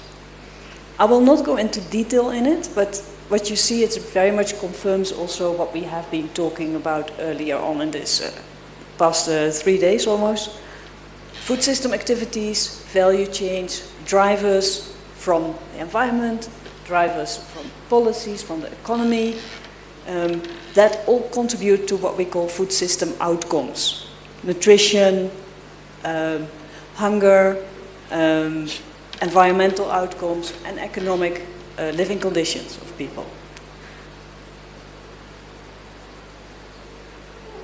Another one that focuses much more on consumer behavior, on nutrition, trying to understand how all the different forces, the drivers, affect nutrition. Another one, also with beautiful colors and different drivers and so many elements that we need to take into account when we look into food systems. How can we change all that? Or what do we need to change actually? Maybe the first question, or do we need to change something? Who and how? Another one, trying to make everything even more explicit. And we had another one yesterday from Dr. Strubel, also a nice one. So everybody is trying to grasp with this. What do we mean with a food system? How can we visualize it? And it is just very complex, and I think most of the systems all have some, you know, things in common, like economic, social, political, environmental, human behavior comes a lot in it, but it's not so spelled out. Except from this one, I thought. Stakeholders. This one was also from Berken, mentioned somewhere else, sort of a newer one. And it says, in the green you have the environmental drivers, in the red the food supply system with consumer characteristics, enabling environment, so everything that relates to the food value chains. But on the left in the blue we see the socio-economic drivers with science and technology, you know, the space where we operate. So that different domains, different kind of drivers. But in the center you see stakeholders. Each of these domains has different stakeholders and they have stakes. And how do we deal with the stakes? That is, I think, the question that really, you know, should guide us in thinking about food system transformation. How do we deal also with the trade-offs when we change things, the trade-offs for people, for groups of people, for individuals, for politicians, for decision makers? How do we deal with that? And it looks simple, eh? We pull on one of these wheels and then the other starts to turn. But, you know, we can turn and then they clash. It doesn't work that. It's not the mechanism that we can easily steer. So it's the stakeholders that make it work or not. Multi-stakeholder partnerships seem to be required to deal with these stakeholder interactions. How do we define that? Well, there are many, many definitions, of course. I think this is a useful one. It says it's a cooperation arrangement between a variety of actors that jointly engage, so they jointly really participate, engage in processes of dialogue and action to solve a specific problem. Yeah? So these are partnerships are formed around issues, problems, and they think, okay, we feel we can jointly work on this, we can engage in this, and they actually do.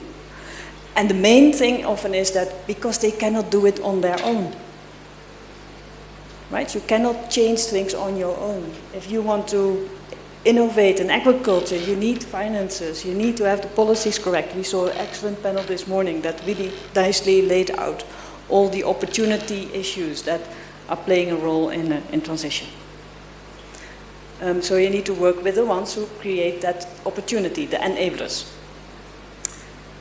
I'll just show you some examples of in our work where we encounter these multi-stakeholder processes, and sometimes we call that platforms. A platform we see as something where different stakeholders can meet one another and form partnerships.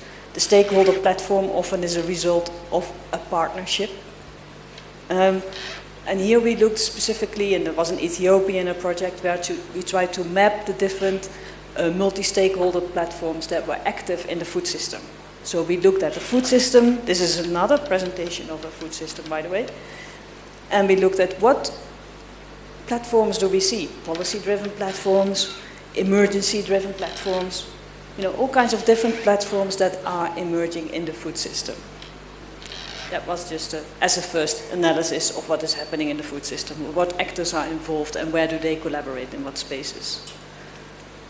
South Africa is very active in many multi-stakeholder partnerships and platforms. The Resilient Cities Network. May have heard of that? Yeah. In Cape Town, it's very interesting what is happening. I think Future Earth, focusing on environmental issues mainly. South Africa has a local hub, and there are many more. Now I zoom in sort of more local ones. I found this one in the Western Cape, in a municipality that really saw the IDP process as an opportunity for multi-stakeholder engagement, which it is by definition, but it tried also to form a partnership within that process. The Food Lab, Southern African Food Lab, does a lot of work to bring people together, to work in partnerships, and they often partner with the EDP, the Economic Development Partnership, also in the Western Cape. Interesting organization that only focuses on multi-stakeholder partnerships. So if you want to have, people facilitating a partnership, there are organizations that help with that. Here's an interesting project that they are involved in. I'm sure you will be able to access this presentation. If you want to, you can also approach me if you are interested. I can give it to you and you have the links to these different initiatives.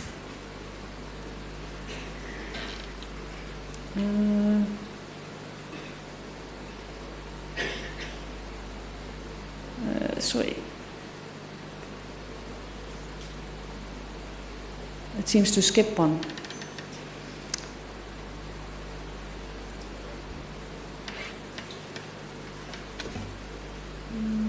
Is it? When I press it forward, it's skipping this.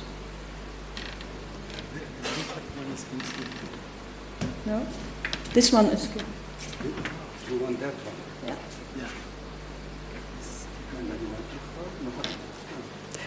I will leave it.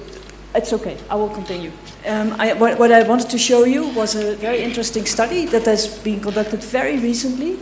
It did a systematic review of multi-stakeholder partnerships. They actually looked at 147 different academic articles on MSPs and tried to extract what kind of impacts are reported by these multi-stakeholder projects. And they actually do a lot, obviously because they are published.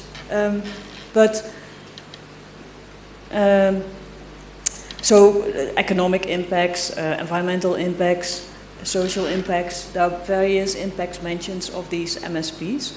What the article also shows is that there are many,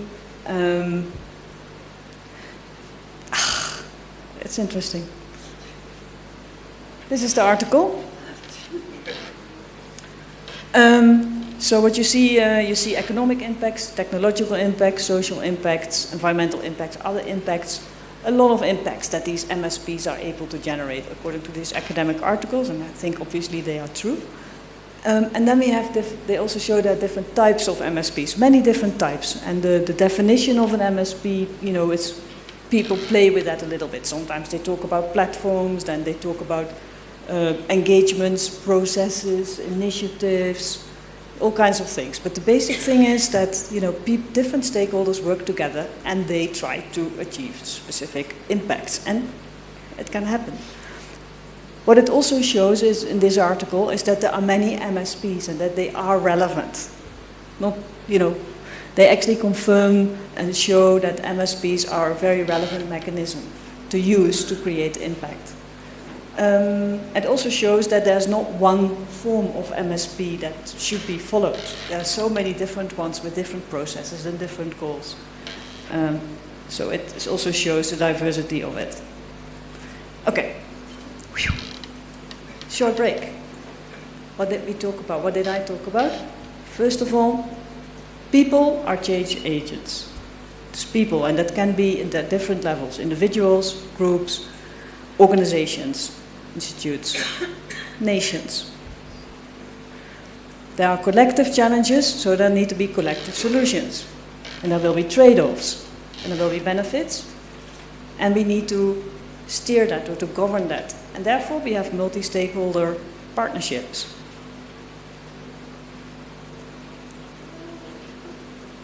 Next question. But when do we call this now successful? Well, we have different approaches in this, and I've tried to summarize them. So a first group of, one group is all kinds of methods or approaches that focus on, does the MSP behave as a good governance mechanism? Does it adhere to principles of collaboration, like dialogue, transparency, inclusion? Is it a good governance mechanism to foster collaboration among these different stakeholders? Does it have a systems perspective and therefore also focuses on the right things and understands that there are different stakes to be dealt with?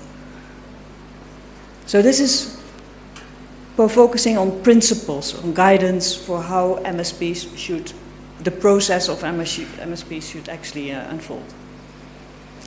Another group focuses on what are actually the outcomes. What are the effects of the MSPs? What are the effects on their environment, on others in their environment, and on the partners themselves? You know, what do they get out of it? What are the effects, the outcomes? And perhaps also longer-term impacts on society, on the food system. A third group combines a bit these two and focuses more on all the different elements, the structures of MSPs, how long they have been in existence, what levels of participants are there, what structures are in place, what policies are developed to guide all this collaboration. This is almost like an audit with many different indicators that could be attached to it to assess an MSP. When looking at these, and looking at the kind of work that I do also with people who try to work together, I find it sometimes difficult to use some of these. And I've been looking for what is the essence actually. And I've been looking at the guidelines, and they come across the first, group. I look at those. It's good. It's good to look at guidelines and to look at some kind of normative guidance for how do you collaborate and how do you assess whether it's going well or not. But it's also sometimes a bit too normative, and it may be that certain developments in MSPs or collaborations are not there yet. They don't have a policy. Not everybody is involved in every decision making, but that may develop because they grow in the partnership, the different partners, and can take their place and try to engage with the rest. But it's a bit normative. The second group that focuses on results may be too little focusing on the process of the MSP. Right? So the third one, that combines things, You say it's great. You know, they have so many things combined that will definitely help us in assessing it. But it becomes so much. I'll show you some more detail of these different approaches just now. So what is the essence of collaboration, of an MSP? Well, when it works towards collaboration, when it really helps to collaborate among the different partners, and when it helps the partners also to have the right capabilities to work together, to have the opportunities to work together, and to have the motivation to do so. Okay, I'll try to be fast. I thought I had to talk for an hour or so. I will be quick. Okay. Anybody who wants more detail can obviously, talk with me later on, and I can share the PowerPoint. But I already talked about the focus on the principles. Here you have some examples of principles, different articles that guide you in what principles then to look at. We can focus on results. How can we do that if we focus on results? Here's a very nice article that guides us in using that approach. This is the harmonization cube that tries to capture everything. It's also used for auditing living labs. So really auditing a mechanism, about 51 indicators they have developed to do it. So what I propose is to focus on collaboration, to assess what kind of collaboration is going on, what level of collaboration is there, are you satisfied with that as partners in the MSP or not, and why, and so forth. And then I think it's important to focus on behavior determinants, as I said. Does it enhance the capabilities? Does it enhance the opportunities? Does it enhance the motivation to work together and to do all kinds of things in between through which that collaboration takes shape? I'll skip this. This is just one picture I would like to share, and then I stop. It shows one project that we have been involved in Ethiopia, Kenya, and Uganda. And there we tried to set up living labs for fostering regenerative and inclusive food systems in these countries. It's quite a mission. We started small living labs, academia, some private sector, innovators as we call them. Basically, we brought together doers, people who innovate, the thinkers, and enablers. They formed small groups, living labs, and we tried to enhance the capabilities, the opportunities, and the motivations of these different stakeholders to do things together, to innovate, to bring innovations to scale, to find finance, to communicate about it, and to include others in their partnership. So also in our monitoring and evaluation, thank you. Yeah? So also in our monitoring and evaluation, we actually assessed the levels of motivation that developed, the capabilities and the opportunities. So it's a different kind of assessment, a different focus than on how long does it exist, what finance does it have, etc. It really focuses on the characteristics of the stakeholders in the MSP and as a MSP as a whole. These were my main points. I hope I have contributed to some insights and thoughts, and I would welcome feedback. Thank you. Sorry for taking so long. Thank you very much, Dr. Roofs, for such an illuminating presentation on multi-stakeholder partnerships that are very, very critical. I have less than 20 minutes to get the job done, and I want to squeeze in the next presentation and also a contribution from other panelists and my lovely audience. I don't want to leave them out. So we're going to listen to a presentation from Mr. Ndimande from the Department of Agriculture, Land Reform and Rural Development. Over to you, sir. Thanks, Prof. I'm looking for it, colleagues at the back, that it's loaded.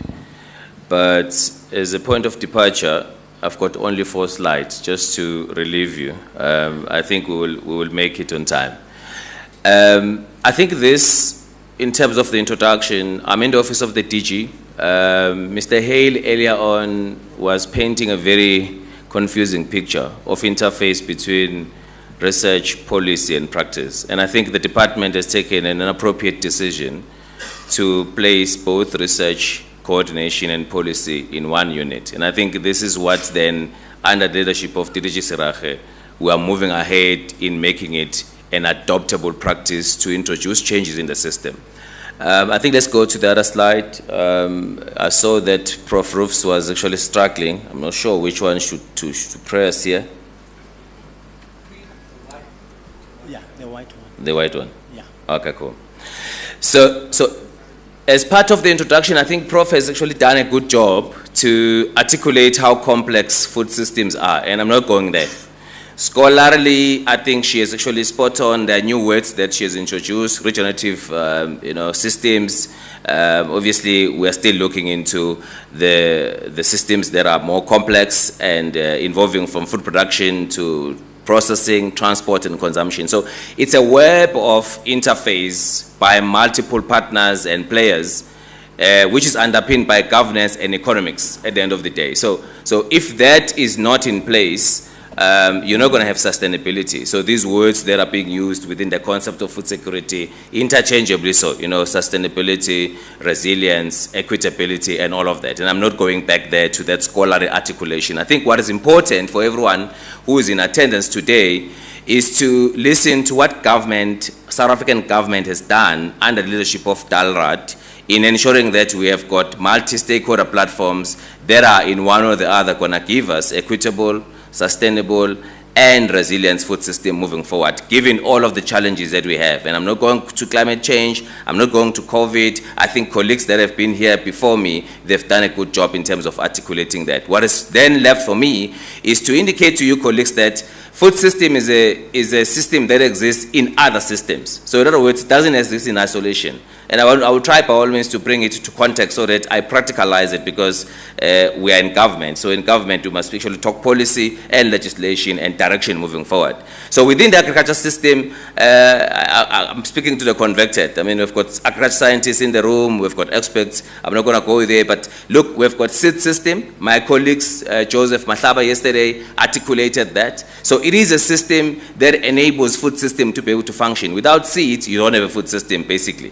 And then also water system, which is sitting now in the Department of Water Affairs. And I think DDG, when he took the platform earlier on, he indicated that we are now converging and have got a very collaboration with the Department of Water Affairs. As and when we procure land as part of our land reform program, the land rights are going to be attached to that. So energy system as well. There is a just energy transition that we are in as a country. And I think the president pronounced and said there is investment that are moving towards hydrogen economy. South Africa is moving into that direction. What are we doing as a sector? And we're looking into you colleagues through the multi-stakeholder platforms that we are creating as government to be able to begin as a sector to prepare for this sector for the hydrogen economy. Because, I mean, the mining sector is already going ahead. They are using hydrogen fuel cell powered excavators. We also need traction power in our work. I mean, without traction power, there is no agriculture activity. So moving forward, where are we going to be able to take the new era of technology and innovation, looking into the energy sector alone? So that's an interconnectedness that we have as a sector with the other sectors of the economy. There's the financing sector, there's the economic sector, and I think I'm not going to go to the authorities that are involved there, Reserve Bank and others, but a colleague of ours yesterday, I think it was yesterday or the other day, was talking about the role of banks in ensuring that research becomes implementable and actually adopted further downstream. Now, we then have to make it a point that we create a value for the banks to see the investment. And the ITC colleagues earlier on, in terms of commercialization of the R&D output, they said there's money, but now we must package projects in such a manner that they are bankable and there is repayment ability for those that are taking those loans. So legislation is our issues, and I think the culinary system as well and social behavior is also what we are busy with. This is the second last slide. There are structural impediments that we need to deal with as a country. And I think during the July riots, we as a country then had a series of engagement with provinces, and we came up with these, what one would call it, 6 structural impediments and reforms that we must introduce in our food system. I'm not going to go to the status quo. I think we all know, colleagues have spoken about Ukraine, they've spoken about all challenges that we have in our food system, the duality. The critical one though, which I may want to touch on, is the finalization and the foreignization of our SA food system. I think that's a critical issue that researchers must be able to help us as government, in particular on the policy stance of things, where we see a lot of acquisition of agricultural businesses and agribusinesses, and also some of our land parcel, which is now foreign owned. And what does that actually have to do with us in terms of the future and the risk associated with foreign ownership of our food system? And I think we're looking forward to very, very interactive, particularly from economics point of view, and those who have done agriculture economics. I think it would be very interesting for us to interface with that concept from the research and then be able to infuse it in policy and be able to drive the direction of government moving forward. But we need to enable integrated governance system. And I think I'll talk to the announcement that DDG has given me an instruction to come and make here around that. We must empower the marginalized food system actors and communities. I think the duality of our sector is unsustainable moving forward. And I think it speaks to the actors within the sector, particularly within the retail sector, to say, let it transform, because if it continues untransforming the manner that it is, it perpetuates poverty, income inequality, and the challenges that we are sitting with of being a highly unincomed country in the whole world. And I think that's not nice to be known like that as a country. And it's also about the support systems that we have for the adequate nutrition and vulnerable persons throughout their entire lives. The social system that we're having, I can't speak on behalf of DSD, but we all know how heavy the social wage is actually on the fiscus. And that makes our fiscus to be dwindling for us to divert it to the economic investment that we must make. But also corporate systems that we must have in terms of transformation. What levers do we have as a state that we can be able to hold the corporate into account? We've got Agri-PEE, we've got the broad-based black economic empowerment.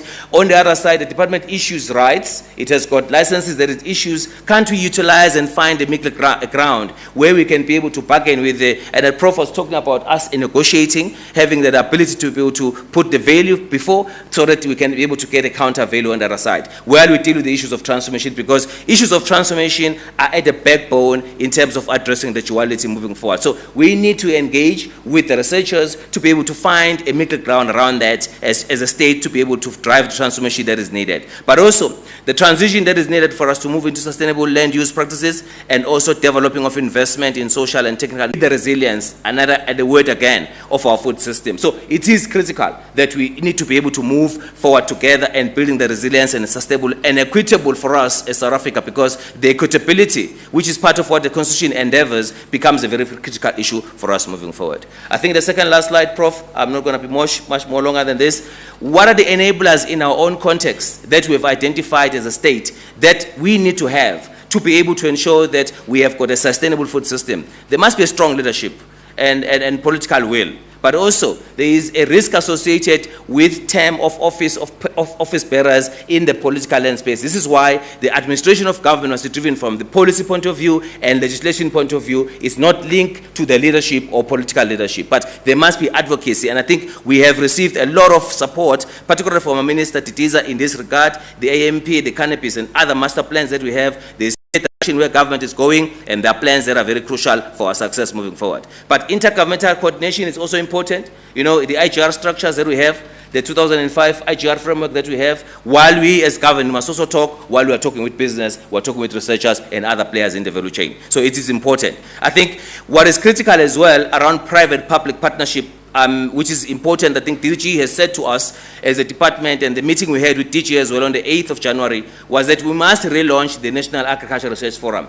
We had an Agricultural Research Forum that was launched in 2002, and I think post the merger we had challenges in terms of having it thriving in the manner that it should. I think we are going to be relaunching it as a department, the National Agricultural Research Forum, which now becomes a multi-stakeholder platform where research, the other players in the value chain, which is private sector and investors as well, ITC and other financiers, will then find a mechanism where they will interface with government. But underneath it is going to be our National Agricultural Research System that needs to be revived. And I think the National Research System will start. I mean, the HOD from Northern Cape made a very, very valid point to say we must interface with the education sector so that we can be able to, because there's a backbone of our national research system. We can't be able to have a thriving academia and even professors that are actually now serving us as a sector without the education system. Is it critical that we interface at that level? Community engagement, I'm not going to talk about it, is critical. I think it's part of our constitutional mandate, but flexibility and adaptability, that our systems must be adaptable. We have got the extension recovery plan. I think my director there, Jeff Ngaka, is sitting on us creating an interface between the practice part, which I think that Hale referred to earlier on, but also the capacity building of our own actors within the value chain, which is very important. But also the resilience is also very important, because in terms of the insurance policy, we have a draft insurance policies department that we want to release to the sector. We'll be consulting with you on that as part of the NARF relaunch, because it's critical that we build the resilience of the small players, in particular in the agriculture sector, to address the issue of duality and resilience moving forward. Then data monitoring and evaluation, I think it goes as Prof has indicated. It's a concluding remark. We as a department, we're finalizing our R&D policy. Through the National Agricultural Research Forum, we will be actually dealing with that policy, and we're looking forward to get your input, all of you that are participating in that forum. We are also reviewing our national research strategy, which is 2008 strategy. I think DG made a compelling point to say some of our statutes and policies are a bit outdated. We need now to be able to move into the new era where we are moving into the knowledge economy. Obviously, we now need to adapt and be able to push the frontier of digitization, 4IR, cryptography, you name it. I think you have got far sharper brains than we do in government, as I think that the Hale has indicated, but our policies must be adaptable. The new breeding techniques that the industry related to at some point, I think 2 days back, those are issues that we must discuss, and our strategies and policies must be adaptable for such changes. Reviewing of the R&D agenda, I think together with ARC, we are finalizing the prioritization of the sector's priorities, which is going to be clustered around medium to long-term agenda, but also the digitization of our food system. I think there are components that are already digitized in our food system. I think it's not fair for me to come and sit here or stand here and be able to say that our food system is not digitized. I think part of it is digitized, but not holistically. So I think we're at a point now where we need to digitize the whole system and be able to move into an era where we've got digital data, because data is a new oil moving forward. The innovative financing for research and innovation and technical development, I think R&D requires patient funding. And I think the colleagues from ITC and other funders, it becomes very important that we take that note, because, I mean, my colleagues were saying it takes 2 years to have got your certificate issued as a breeder. So who's going to give you funding like that? Because private sector is not patient enough. So this is where then public good come in, and government must be able to come and be able to assist those who are within the value chain for commercialization and in the realization of our R&D output. Part of the plans we're having, decadal plan, and pension funds. Other countries are looking into pension funds to fund the R&D commercialization. I think South Africa at a policy level must begin to interface with such thoughts, with National Treasury, and obviously through your leadership and your guidance, we'll be able to deal with these matters, particularly under the National Agricultural Research Forum, where we must look into innovative financing. Countries like Seychelles, for instance, they've launched other bonds, like blue bonds, because their economy is a blue economy. So South Africa can have other avenues beyond the availability of the money within the fiscus to look into alternative financing, so that we can deal with the issues of funding adequately and deal with the issues of a lot of unemployed graduates, which is a painful point for me as not an old person sitting here or standing here, that I know that there are a lot of our brothers and sisters sitting in the cold out there that have got highest qualifications, but they are sitting in the cold. I think carbon farming development is one area of growth where we can induce growth. Secularity in agriculture is another area. I think these are the 3 areas that DG has said in our collaboration with DSI. The MOU we have with DSI, and through the collaboration with ARC, investment in research must go into these areas so that these new growth areas can be unlocked and we can find new entrants into the economy of agriculture. Thanks a lot, Prof. I hope I was quick and fast.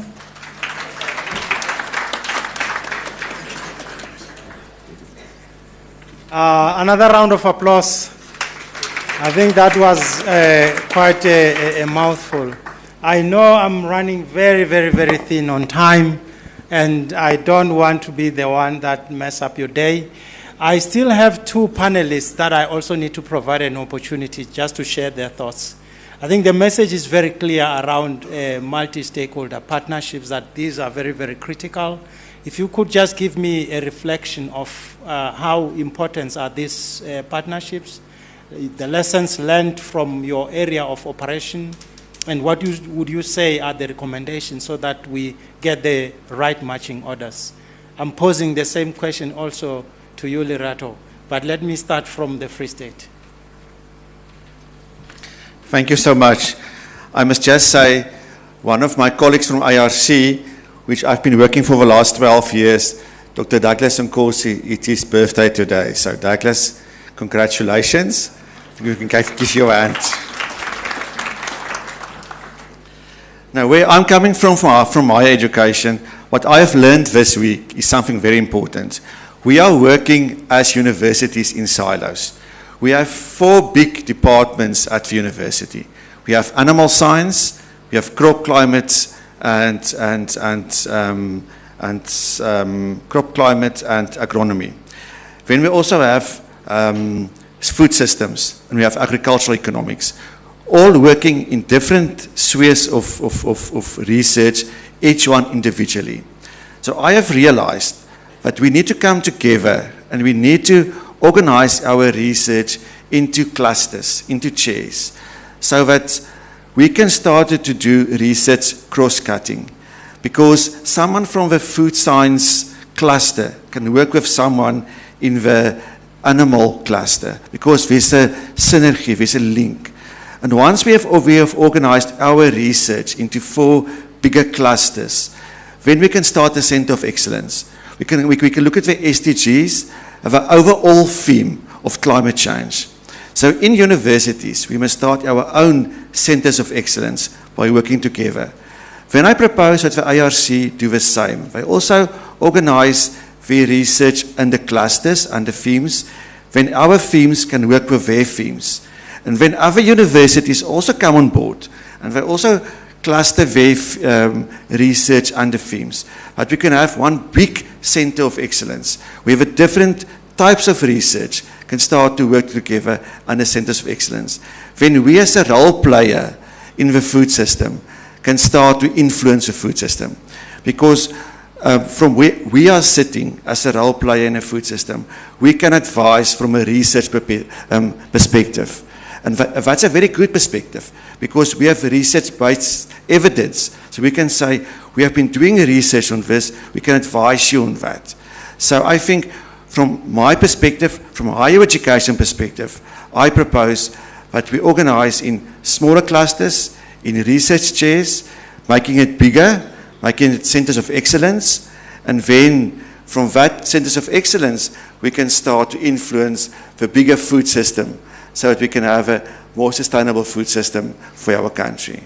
And that is my message to you, so that hopefully when we come back here in 2-3 years, we can report back that we have organized South African agriculture, and especially higher education, into centers of excellence. Thank you so much. Thank you very much, Prof. Van Niekerk. Dr. Matsaunyane.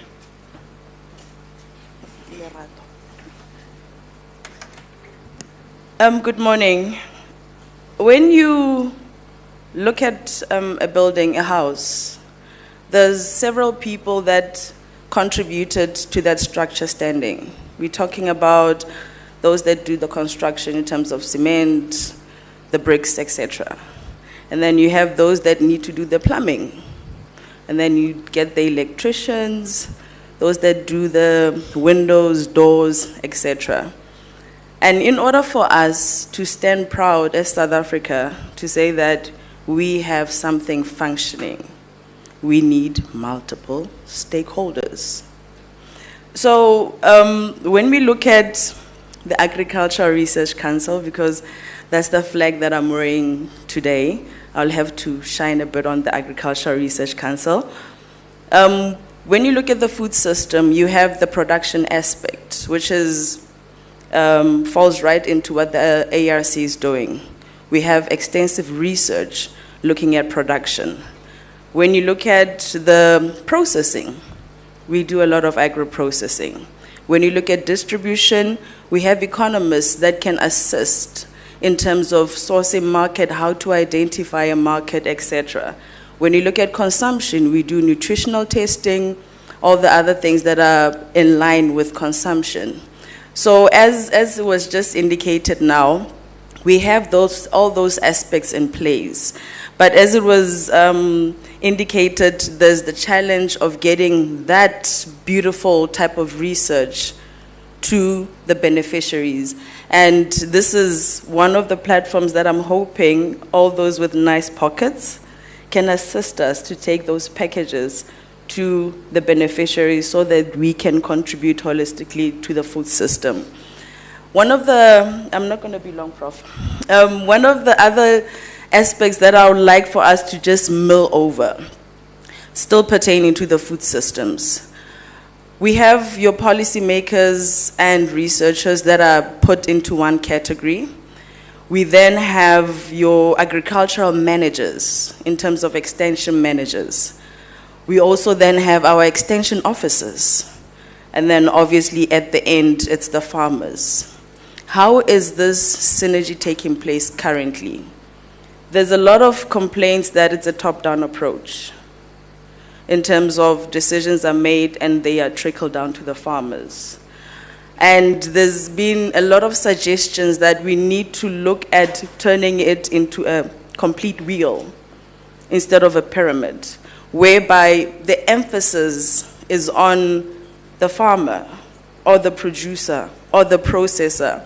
In that way, we'll be able to tackle this elephant in bits and pieces and ultimately resolve the challenges. Just as my last contribution, Prof, as I said, I need to brag a bit. So when you talk about multi-stakeholder engagement to ensure that food systems work well, we have a very brilliant example at the Agricultural Research Council. There's been a call by Parliament that we need to do all that we can to deal with, to assist in tackling food insecurity in the Eastern Cape. So in the projects that we're currently running in the Eastern Cape, geared towards assisting with the challenge of food insecurity in the Eastern Cape, we're not working in silos.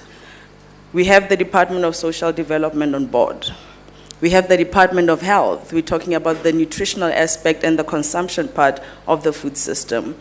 We have the Department of Education, both in terms of accessing the children, but also in the aspect of education, because we have seen that there is a depletion in terms of the number of agriculturalists that are coming. So it's important for it, we saw it fitting that we also engage the Department of Education, to make sure that we also contribute towards getting that passion from your primary school. We also have, obviously, Dr. Dar, agriculture, where we're talking about the production aspect, the agro-processing, and ensuring that it's not always feeding in, but we allow them to also have their own nurseries. So with this, we had a nice session in November last year, where we had a woman, a mama in Eastern Cape, who came to us, to our session, and said that because of the Agricultural Research Council and what they've done for me, teaching me how to plant orange flesh sweet potato, the agro-processing part, and the marketing aspect of it. I have a child that managed to go through high school with the money that I made from what was created through contribution from the Agricultural Research Council. And as I speak to you, November 2023, my child is almost finishing university from nothing else, but from the ARC assisting me to establish what I currently have and my current business. Thank you. Thank you, Lerato, for such a good message. Indeed, you were bragging. Unfortunately, our time is out. I very much wanted to squeeze 2 or 3 questions, but unfortunately, the panelists will be with us. You can go and engage with them. If you can just give them that round of applause for nourishing us with this good science. So it's very clear that multi-stakeholder platforms, there is a science behind it. We need to familiarize ourselves with it. Art, I'm done and I'm signing off.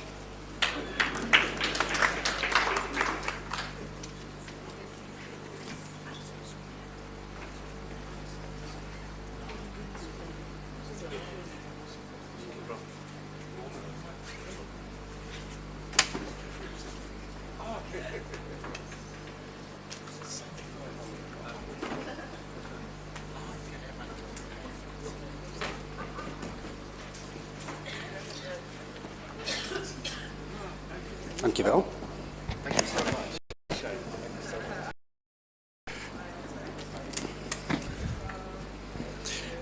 We have two more hope for 10 minutes, and then one very short one of about 5 minutes, I've been promised. The first person I would like to call to the stage is Dr. Roger Price. This man has 40-odd years of experience in the ARC. I think we can give him a big hand.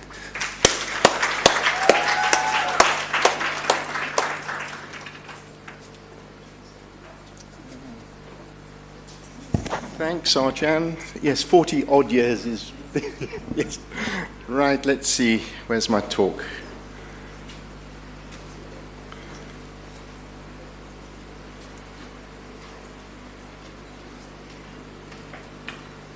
Which one is coming up? Should be the white button.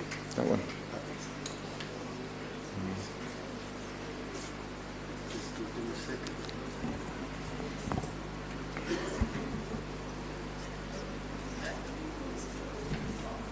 Okay, press the white button again.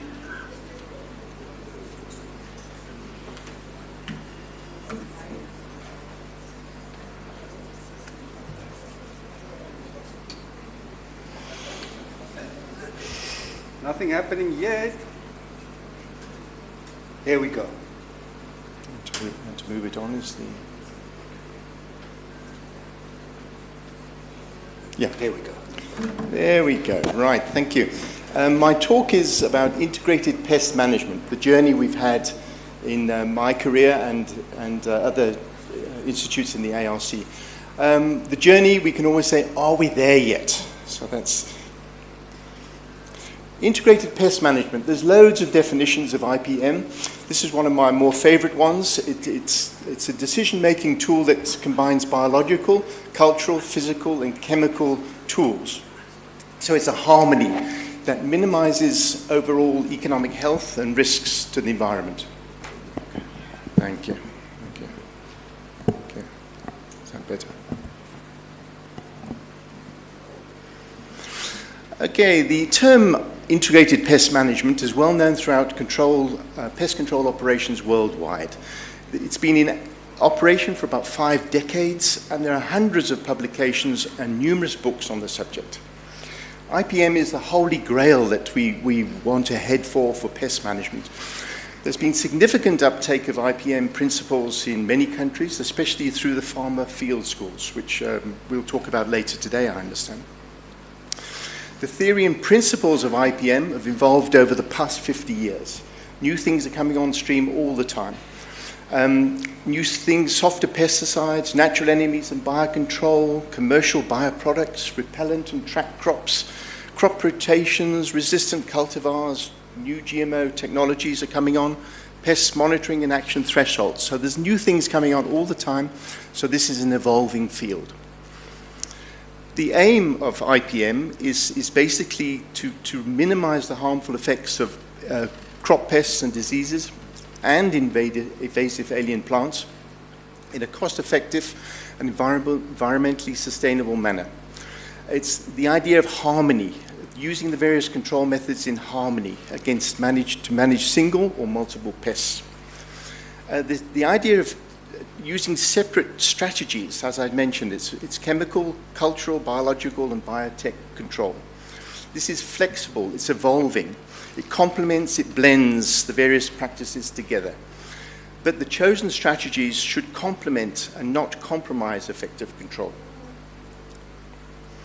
Benefits of IPM. Obviously, there's lots of benefits. Reduce pesticide application, reduce the environmental impact, minimize pesticide resistance buildup and resurgence of secondary pests, Improve human safety to the operators spraying the fields.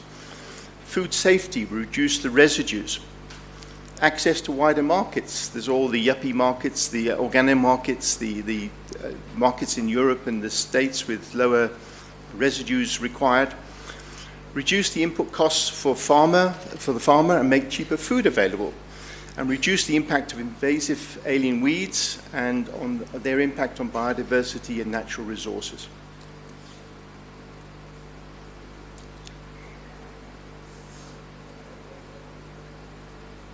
IPM in the ARC.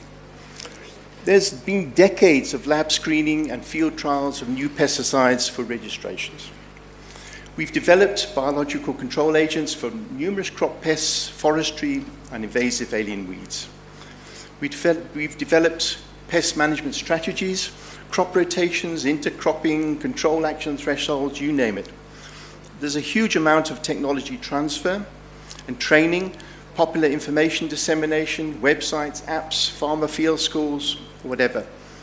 When I did a quick search of papers that could be relevant to IPM produced by the ARC, I found many dozens, there's probably hundreds. So we've done excellent work on IPM at the ARC for pests. Crops such as olives, plums, canola, maize, cabbage, cotton, grapes, wheat, macadamia, various invasive alien plants, quite a few plant diseases, and then there's older work on citrus and forestry. So there's lots of work on alternative methods out there. However, the ARC literature and that from the universities needs to be collated and reviewed to define the actual impact of IPM and whether it can be used in a practical way. The consensus is that IPM can work on a small-scale landscape or in high-value niche crops, but it doesn't seem to be practical for broad area farming. I want to show you some of my experiences in the ARC with IPM.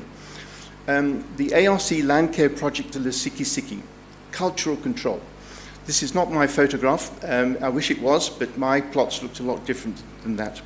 This was to do the push-pull system to attract and repel maize stem borers. The problem was, it's only practical to do those types of plots on a very small scale.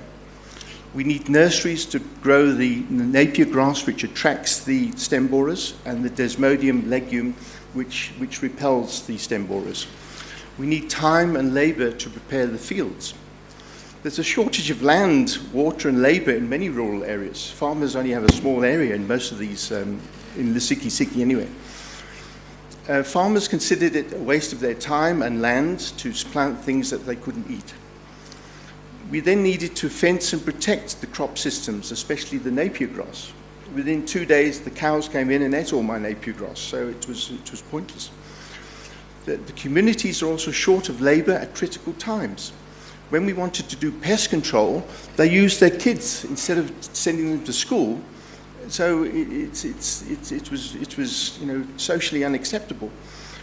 Then we looked at the social economics of small-scale pest control in these farming areas. Here, being rather cynical, I thought, well, let me have a look at, we were advocating the use of these pest granules for cutworm bait and stem borer bait instead of using sprays. So I thought, let me have a look at the time and cost comparison of doing this type of IPM. I used 4 persons and 3 replicates, and the time included the refill times to fill your tank or to get new coral keys to put for cutworm bait. I did it on small plots and extrapolated it to what would be needed for a hectare of just 30,000 plants per hectare, which is not a great density. For cutworm bait, you needed 17 kilograms. It would take a time of 10 hours to treat 1 hectare, because you've got to go down on the ground to actually put this stuff on the ground. The costs for that were 340 Rand. This was back in 2004, so the cost have escalated a lot. You needed 1 application. For stem borer granules, you applied it when the maize was about ankle height, and then it's about 1 meter high. I would need 10 kilograms per that hectare. The time based on my guys that were doing the replicas. I'd need 12 hours. Costs of that were 260 Rand. I needed 2 applications, so therefore my costs were 520. So my cutworm and stem borer granules, the total cost was 860 Rand per hectare, but I'd need 34 hours to do that. Compared with a cypermethrin spray, EC water-based, it would take me about 7 hours, that's including all the refill time. Cost me about 30 Rand per hectare, plus the cost of the sprayer. And it would take about 14 hours because I needed the 2 applications. So we've got to be very careful what we advocate to small-scale farmers. It's the cost, the time, the labor required. Another one was take out all your diseased plants. Okay, that's fine, but it needs time and labor.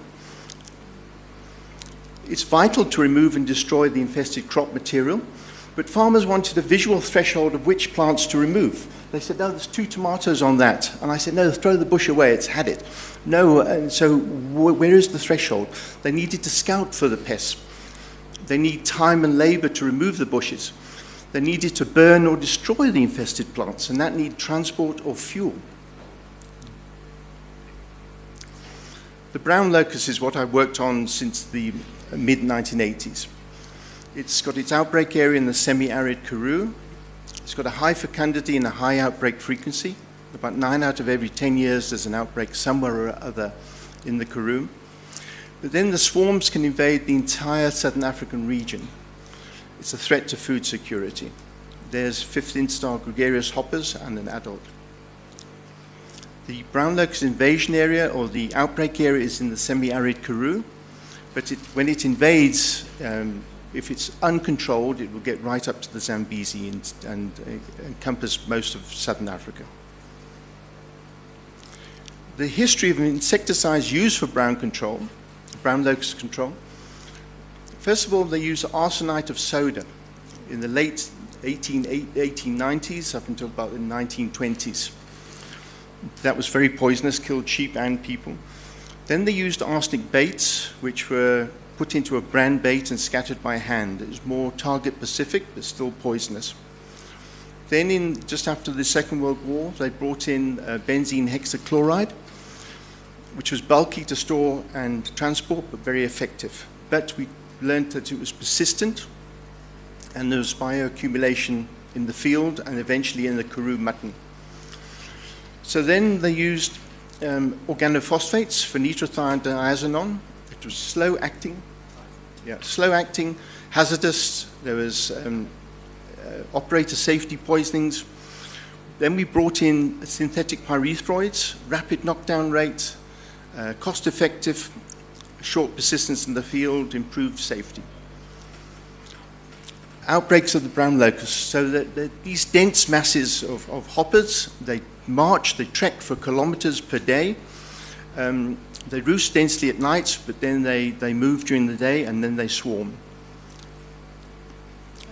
Hopper bands can be seen from miles away, but as I say, when they march in their lifetime 40 or 50 kilometers. So they're out of the farm to the next farm and out of the district even. Swarms then take off and start to mill around, and when they get big enough, they start to trek out of the Karoo. So what we did was we spent many years looking at alternative insecticides, doing spray trials, hundreds of spray trials with different equipment, with helicopters, with brand baits. We did lab bioassays, we calibrated in the Karoo. There's me monitoring mortalities, looking at dead locusts under bushes, counting them in bomas. So we were very busy indeed. The insecticides we introduced were fast acting. We would have a complete knockdown of the hopper band within about 20 minutes. So it acted as a marker compared to the previous pesticides, which would take about 5 or 6 hours to knock down. I spent the whole career looking at alternative methods of locust control. I looked at natural enemies, which there are plenty of them. Mechanical control and harvesting is very labor intensive and not cost effective. We discussed the lab and field trials of new and soft insecticides. I looked at insecticide baits, which are very bulky but very effective and target specific. Insecticide barrier treatments. We looked at insect growth regulators. We looked at the Metarhizium green mussel myco-insecticide. I looked at pathogenic microorganisms and the development of alternative strategies.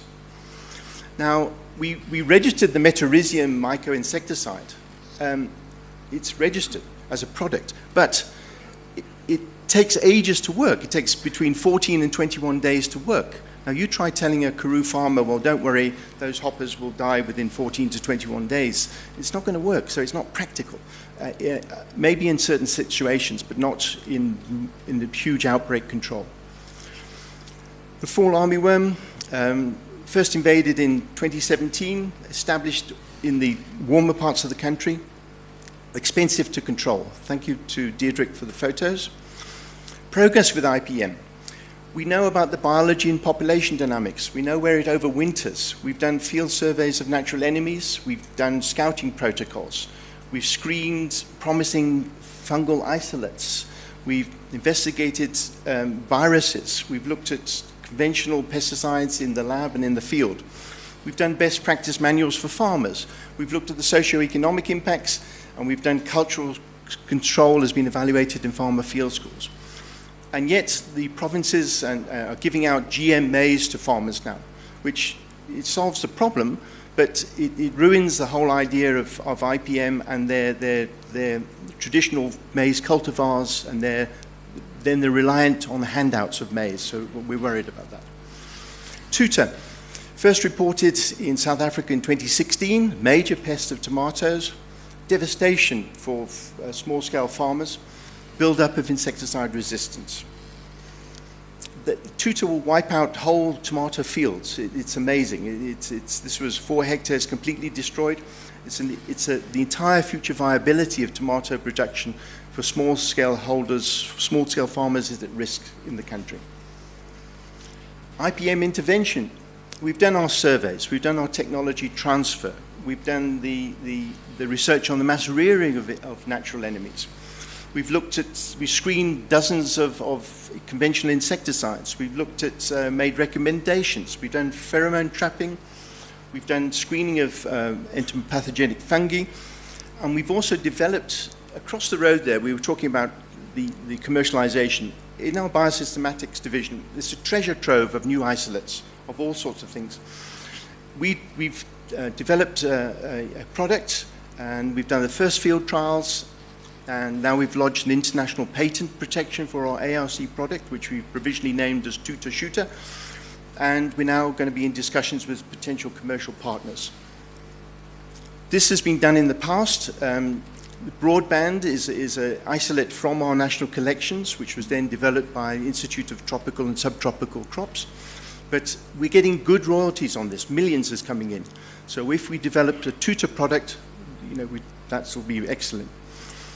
A fight against invasive alien plants, IPM. We've got about 2,000 APs in the country. About 400 species are prohibited or regulated under NEMBA. Impacts on water, biodiversity, agriculture. There's herbicide, mechanical, and biological control. Biological control is seldom the silver bullet on its own, but combined with herbicide and mechanical control, it gives integrated control. And biocontrol makes other forms more easier and effective to apply. Lantana, David Similani gave a good talk yesterday about Lantana. Lots of biocontrol agents, they work in the coastal areas but not inland because of the frost, so therefore we have to cut and apply herbicide.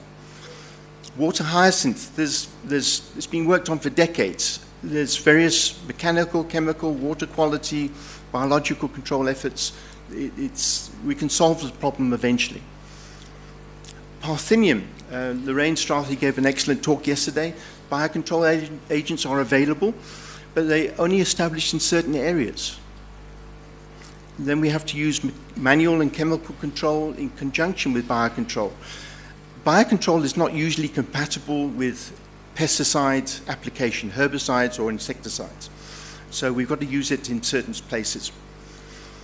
We have developed national implementation and management plans, but these become a bit cumbersome and too many stakeholders, too long to develop, but we've started with pom-pom weed and also with Parthenium.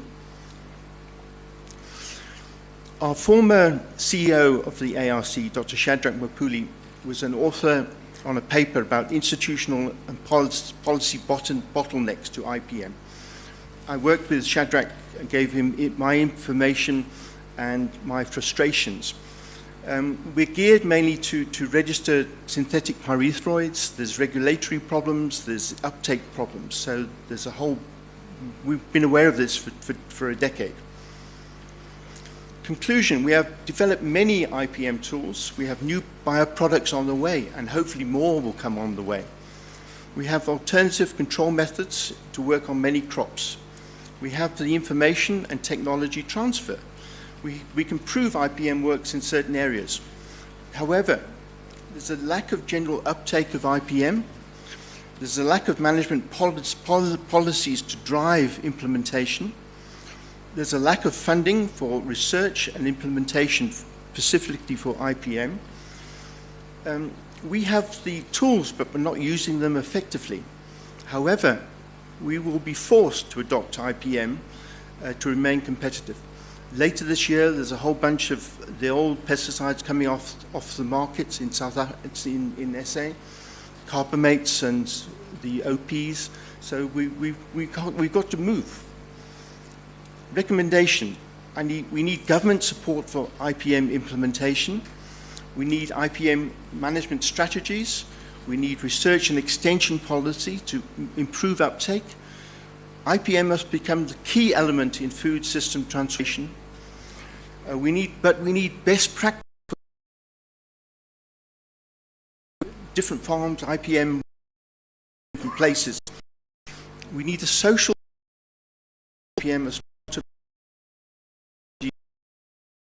Walker talked about.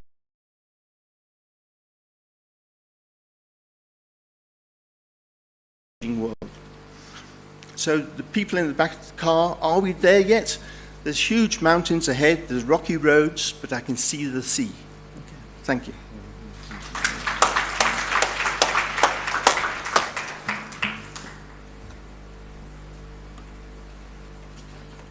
Thank you very much. Thank you. I think we can give him another hand, yes. Thank you so much, Roger, and thank you for being with us for so long. The next speaker is Belinda. Belinda, can we ask you to come to the front, please? Can we get her presentation on?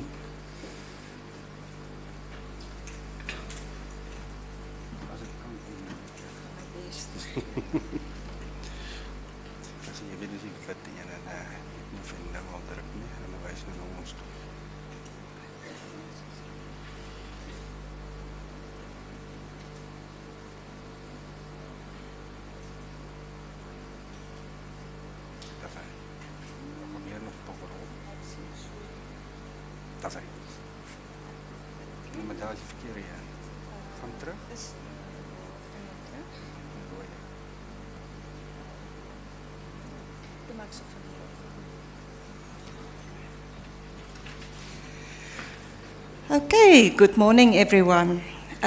So let me just check here.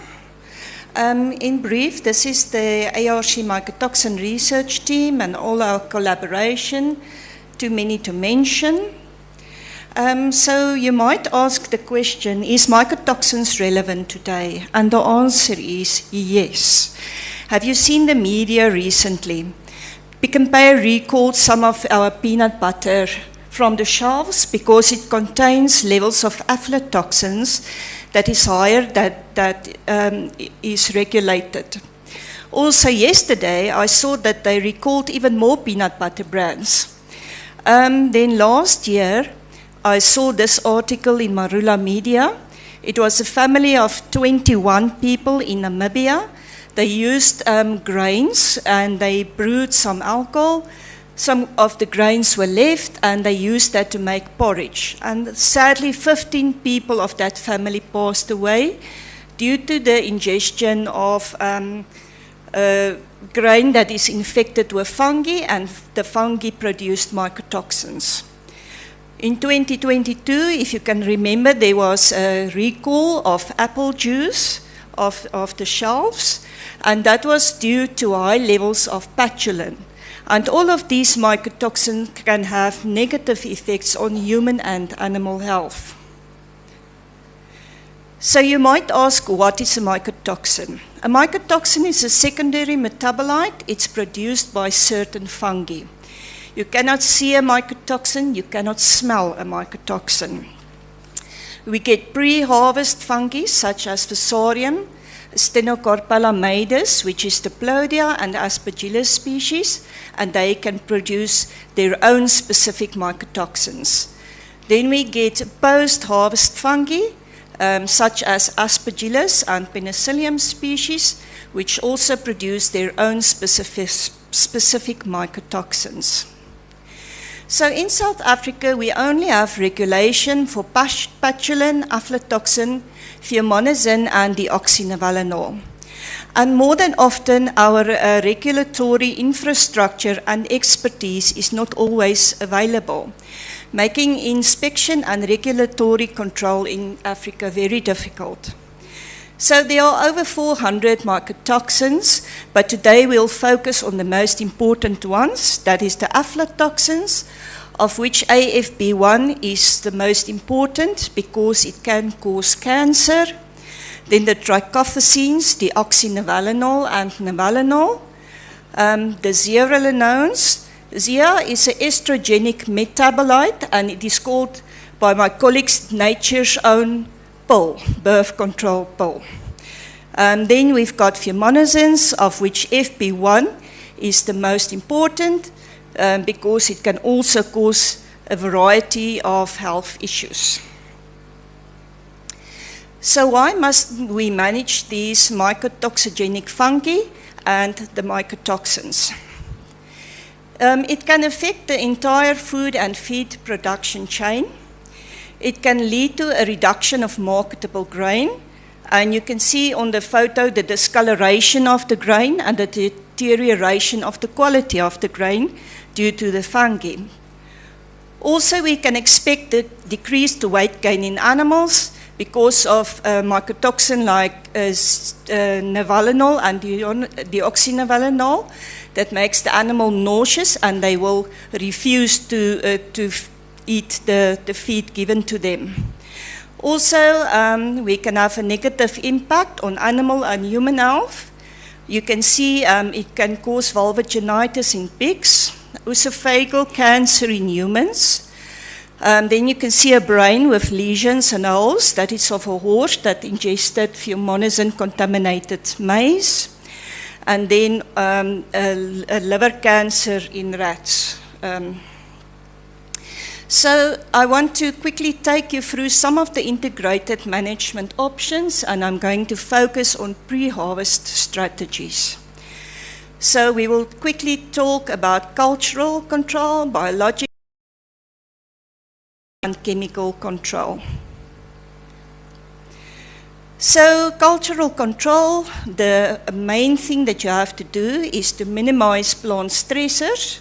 Just as people stress, plants can stress. And if you put that plant under stress, it is predisposed to infection with plant diseases such as ear rots, and then the production of mycotoxins. So we need to look at planting dates, to always plant within the optimum dates.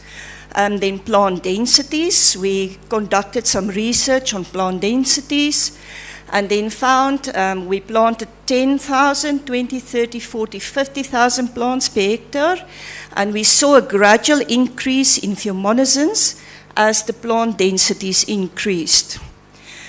We must also make optimum use of fertilizers because too little nitrogen, for example, and an overuse of nitrogen can cause aflatoxins to become more in our crop production systems. Also, under plant stressors, it is important to control your weeds. You can see in that photo is a wheat that I pulled out of the soil in Potch, and you can clearly see the fungal growth on there. So they can be hosts of these mycotoxigenic ear rots. And then also it's very important to control other plant pathogens such as maize leaf diseases, stalk rots, because this can weaken and predispose your plant to these mycotoxigenic ear rots and then subsequent mycotoxin production. Stalk borers, control of that is very important. They act as vectors of the fungi, and you can see there the stalk borer feeding channel. So they will literally go and spread that fungus alongside the feeding channels, and they will just make your problem worse. So we have done a lot of research on this.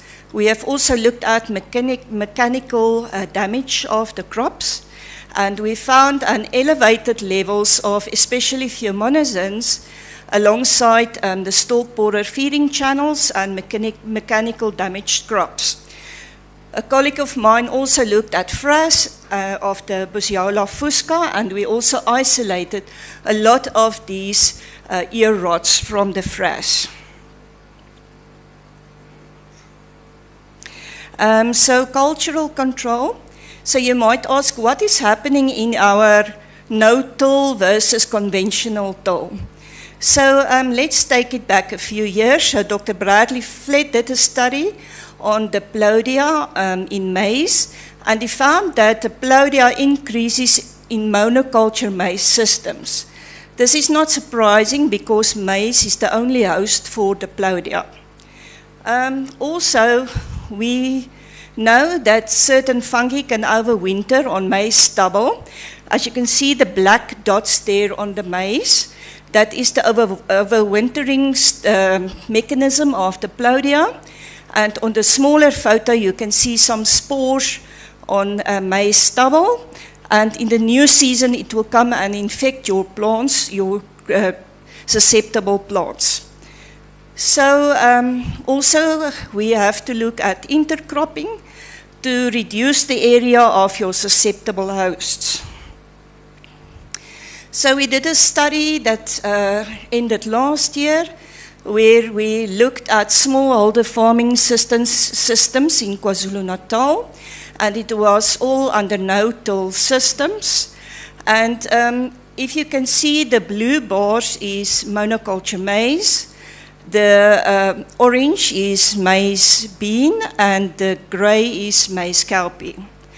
So as you can see, the blue bars with the monoculture maize had higher fungal infection of Fusarium graminearum, higher fumonisin levels, higher deoxynivalenol levels, higher zearalenone levels, and higher levels of the Diplodia toxin. So in a study a previous study, we found that in the northwest area, in no-till systems, the ear rots did not really, and the mycotoxins did not really have was affected by the no-till systems, which is good for no-till farmers because we need to give the message to them so that it is good to switch to regenerative or no-till systems. And we also saw the importance here of crop rotations and especially intercropping here to reduce your diseases in your systems. So biological control, modes of action are antibiosis, competition, mycoparasitism, and stimulation of plant defense. And we have just have a project with Dolrod now, which we want to see if we can get Aspergillus flavus and Aspergillus parasiticus strains because they produce aflatoxins. And what we want to do in South Africa, there's a big problem in our groundnut production areas with aflatoxins. So Aflasafe is already used in a lot of African countries, but we don't have the product for South Africa, and you cannot use isolates from other countries for your own country. We did not try to start this project before because it costs a lot of money, and So with Dolrod, it is possible to get this going. And what it does is you take an isolate that is not producing aflatoxins, and you inoculate it on seed, as you can see there in the picture on the blue, and you spread it in the field. So what it does when it's in the environment, it outcompetes the strains that produces aflatoxins. Okay, if we look at host plant resistance, we have done a lot of work on that. We found some cultivars that have some levels of tolerance, but we will never find complete resistance against these mycotoxigenic fungi. And so we need multiple genes to breed, and this makes it very difficult.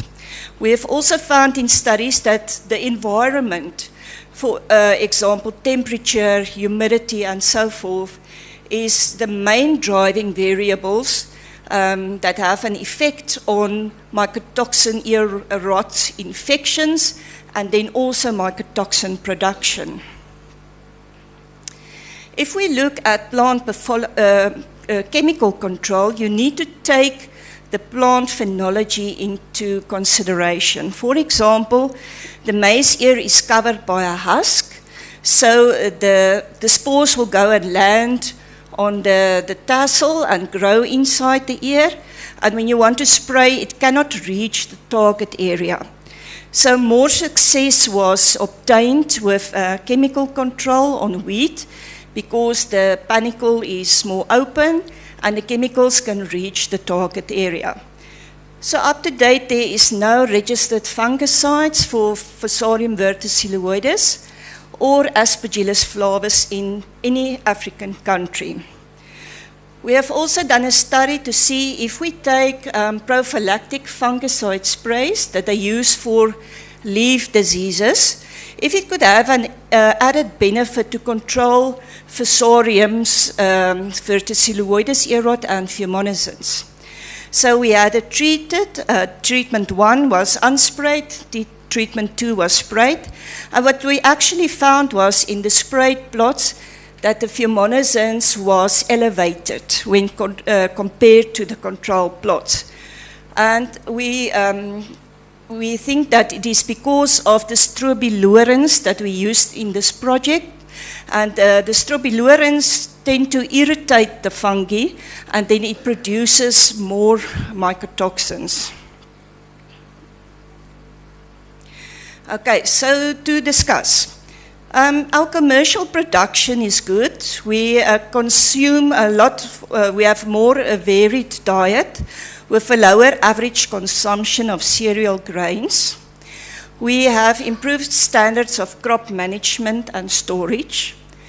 We have public education and extensive surveillance and stringent regulations. But the problem really comes in with the subsistence and the smallholder farmers, because they often rely on staple foods affected by these mycotoxins. There is no legislation that, or surveillance programs that can assist them.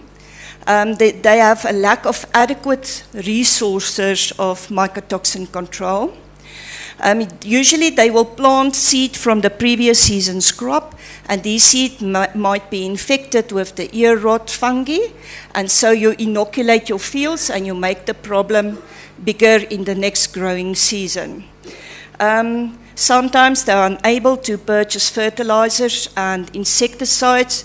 So in other words, there's a lot of stress on the plant. When the plant is stressed, it's more conducive to ear rot infection and mycotoxins.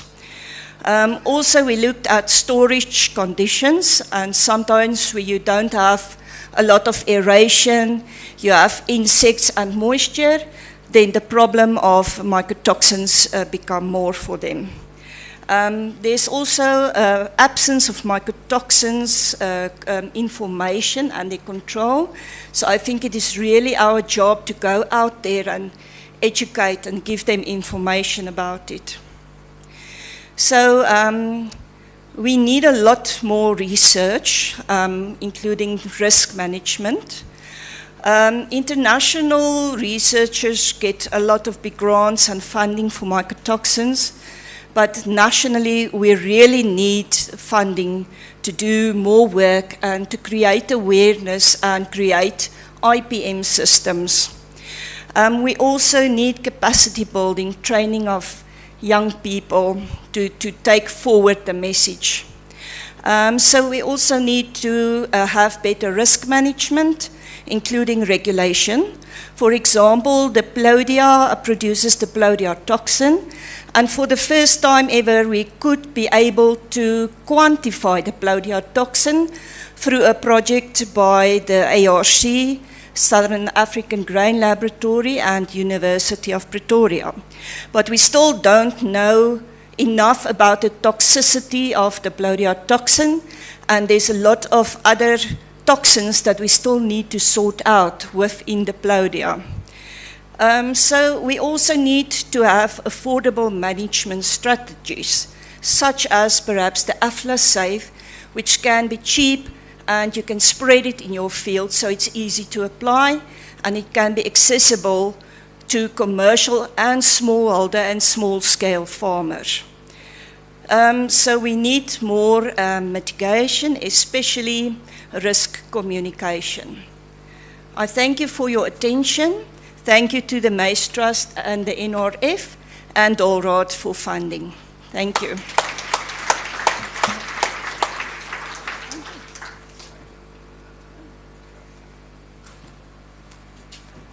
One more hand for Belinda Jansen van Rensburg. So we have one more speaker who asked, I think yesterday, or 2-3 days ago, or end of last week, to also have a small slot, 5 minutes he promised me. Tony Mzopi, please come and join us. He's from SACNASP. After that, just before I give over to Tony, we're supposed to have gone to lunch at 12:05. It's now 12:15, which means that the next session is supposed to start at 1:45. I was wondering, should we make that 1 o'clock? That then we lose only a quarter of an hour, but then strictly, guys, please, that we start at 1 o'clock.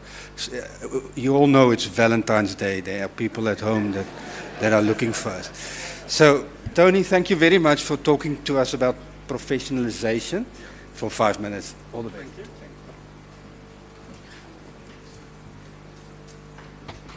Thank you so much. Good afternoon, everybody. So the name is Toby, not Tony. Toby Mzoe, and I come from SACNASP. Today I'll be speaking very briefly about the importance of professionalization in the natural sciences sector. So most of us are familiar, from the people I've spoken to, we're familiar with SACNASP. We are a statutory body under the Natural Scientific Professions Act, number 27 of 2003. And we register natural scientists under 3 categories, the highest being the professional natural scientist. We've got the certificated natural scientist and the candidate natural scientist. So this is where all our scientists start off when they join from university.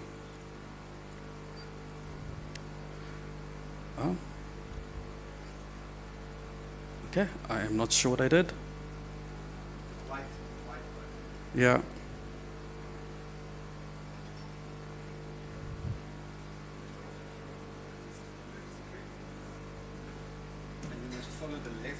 There we go. There we go. Yeah. Cool. Yeah, we're good. Okay, thank you. Just go back. Okay, so the purposes of the Natural Scientific Professions Act, and for us as a council, the reason we exist, it is really to provide for a credible scientific workforce, natural scientific workforce. We've heard a lot today about some of the challenges that some of the sectors have. The food sector, I think in the last presentation, we had some of the challenges that are there.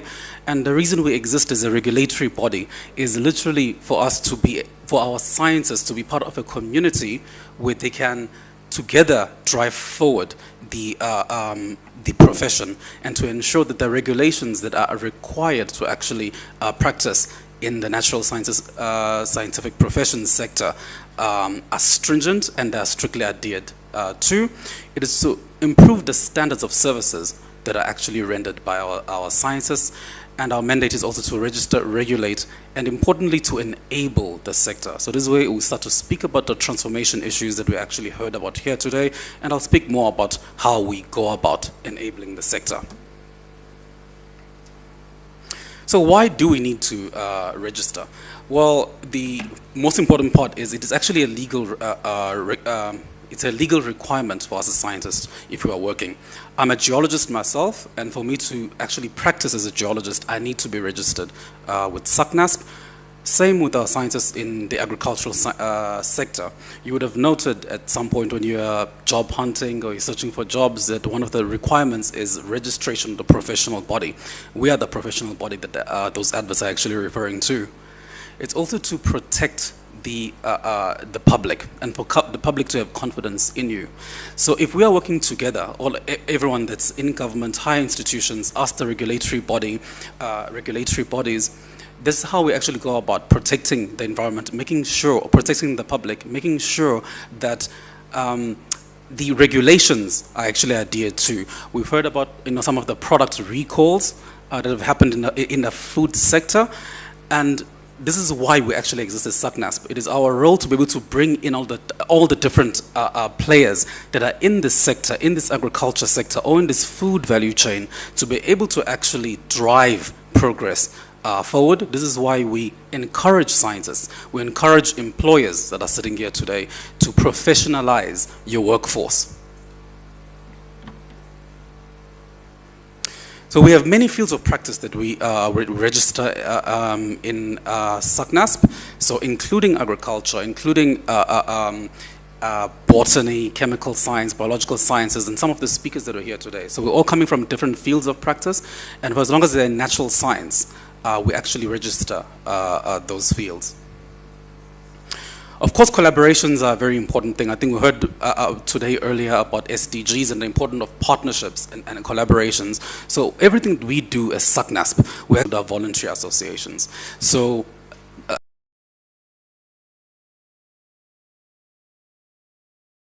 these are the organizations that we actually work with to drive progress, to drive transformation through our enabling aspects of our mandate. So talking about professional development, the importance now of registering with a body such as SACNASP is you are guided to ensure that you've got the skills to succeed in your career, and very importantly, to be able to ensure that the next generation of scientists have these skills to actually succeed in their careers. We do this by asking three simple questions. What skills do our candidates have when they come in to the workforce? What skills do they need to succeed? And how can we help them in collaboration with other partners, our voluntary associations? How can we help train these candidates, these graduates, to become professional scientists? So this is a quick value chain of the professional development framework. So really our work starts once the scientists formally leave university and they start entering the world of work. This is when they now enter the period of lifelong learning, which begins with our candidate mentoring phase. This is the phase where we pair up our candidates with experienced scientists to give them the advice, the direction, the coaching that they need to actually succeed and to become professional one day. So this candidate mentoring phase covers 6 key aspects: the technical competencies in the field. So if they're in the agricultural sciences, if they're in food sector specifically, what skills do they need to become scientists that are capable and skilled and adhere to the strict regulations that are within that sector? The business management skills, because of course once they leave the graduate roles, they will rise up in the positions of management or director positions. So training with that regard. Emotional intelligence and soft skills. This is something that we tend to lack as scientists, so this is training that we actually do focus on. Ethics as well are a very important part of what we do as a regulatory body. The ethics that bind the work that we do. It's a very important part of the training that we actually do offer. IT skills and technology, as well as communication skills. How do we communicate the science that we do? How do we stand here today and take a very technical talk presented to laymen or people who are not necessarily in that field in a way that they will actually be able to consume that and understand it. So where our candidate mentoring program is actually headed now is we have seen that there's a great need for capacity building at the moment, particularly for the graduates that are leaving university and entering the world of work. So that's why we are now in the process of really putting a solid structure in the program that our candidates follow when they start working. At the moment, we've got participation in our CMP program, or our candidate mentoring phase. We are looking at fusing this to the candidate phase. So I've spoken to a lot of scientists here who are actually candidate scientists, and we are looking at structuring your development. We ensure we give you the coaching and the development that you need to develop in science communication, to develop in ethics, to develop in these 4IR technologies. I think later on we'll be hearing people talk about 4IR, but that development, and where we're going to need a great deal of collaboration with stakeholders such as DALRAD, such as ARC, are the work-related projects. We have seen that we have got to reinforce the theoretical learning of our scientists with actual hands-on projects that will help develop those skills. And this is a key collaboration that we will now be working on. We will actually present it probably formally later this year. DALRAD and ARC will hear about it sometime next month as we invite them for a workshop, because we want to actually start in the agricultural sector. We have recognized that this is a key sector that drives the country. Without food, we're really not going to get anywhere. So this is where we want to start in terms of these practical training sessions. There's other aspects that will cover CMP or candidate mentoring, which we need our experienced scientists, like the scientists sitting here today, to actually help us with. It is mentorship. We have seen that our candidate scientists, as they are developing in their graduate years, they really need hands-on experience and mentorship from scientists who have been through it, from scientists who are close to retirement, who have retired, who have got all of the skills that are necessary and should be passing it down to the next generation to create succession plans for natural sciences. Networking sessions are things that we work on, and we'll be working even more on this now to ensure that in extension science, in animal science particularly, we have sessions where our candidates are interacting with experienced scientists. So we will be sending these invitations via email if you are a registered scientist, and we hope that as experienced scientists you'll actually be joining us in them.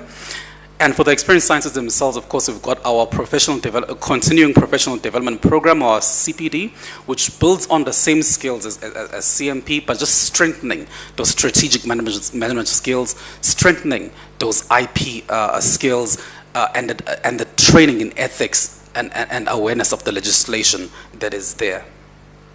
Snapshot of the calendar that we actually are looking at, which I want to present to this room particularly. March 2024, we will be inviting DALRAD for a workshop on, we will be covering professional registrations and the core competencies. As SACNASP, we are restructuring our programs. We are bringing in key core competencies that are required for scientists to actually become professional registered scientists. So we'll be inviting people to actually join us on that hybrid event. We'll also be talking about professional development. If you are a registered scientist, we are updating our CPD policy, so we want to actually formally introduce this. In April, we'll be working more on our mentorship. So the mentorship program I just spoke about, we'll send out an official call for mentors. We want to create a database of experienced scientists who will be working as mentors, will be able to mentor other young scientists, and call for collaborations that I've spoken about. So collaborating in the work experience projects, particularly for the unemployed scientists. We want to make sure that they've got access to projects that will give them the skills to make them employable. Because one of the challenges they face is that when they're applying for jobs, they require work experience, but if you're coming out of university, you don't have that work experience. So we want to cover that in our mentorship program. And later on in November, this is in direct response to our scientists who've been asking for a conference of this magnitude, basically, to bring in the different fields of practice, to bring in the different sciences to be able to present their findings, to present their research, to share knowledge and skills. So tentatively towards the end of this year, we actually are planning an inaugural conference as well. So if you do have any questions, please find us at the stall at the exhibition room. My colleagues and I will be there to answer any questions, as well as to check if you owe us any fees. Cool. Thank you. Thank you. Thank you, Toby. And this closes the session. Please run to the lunchroom.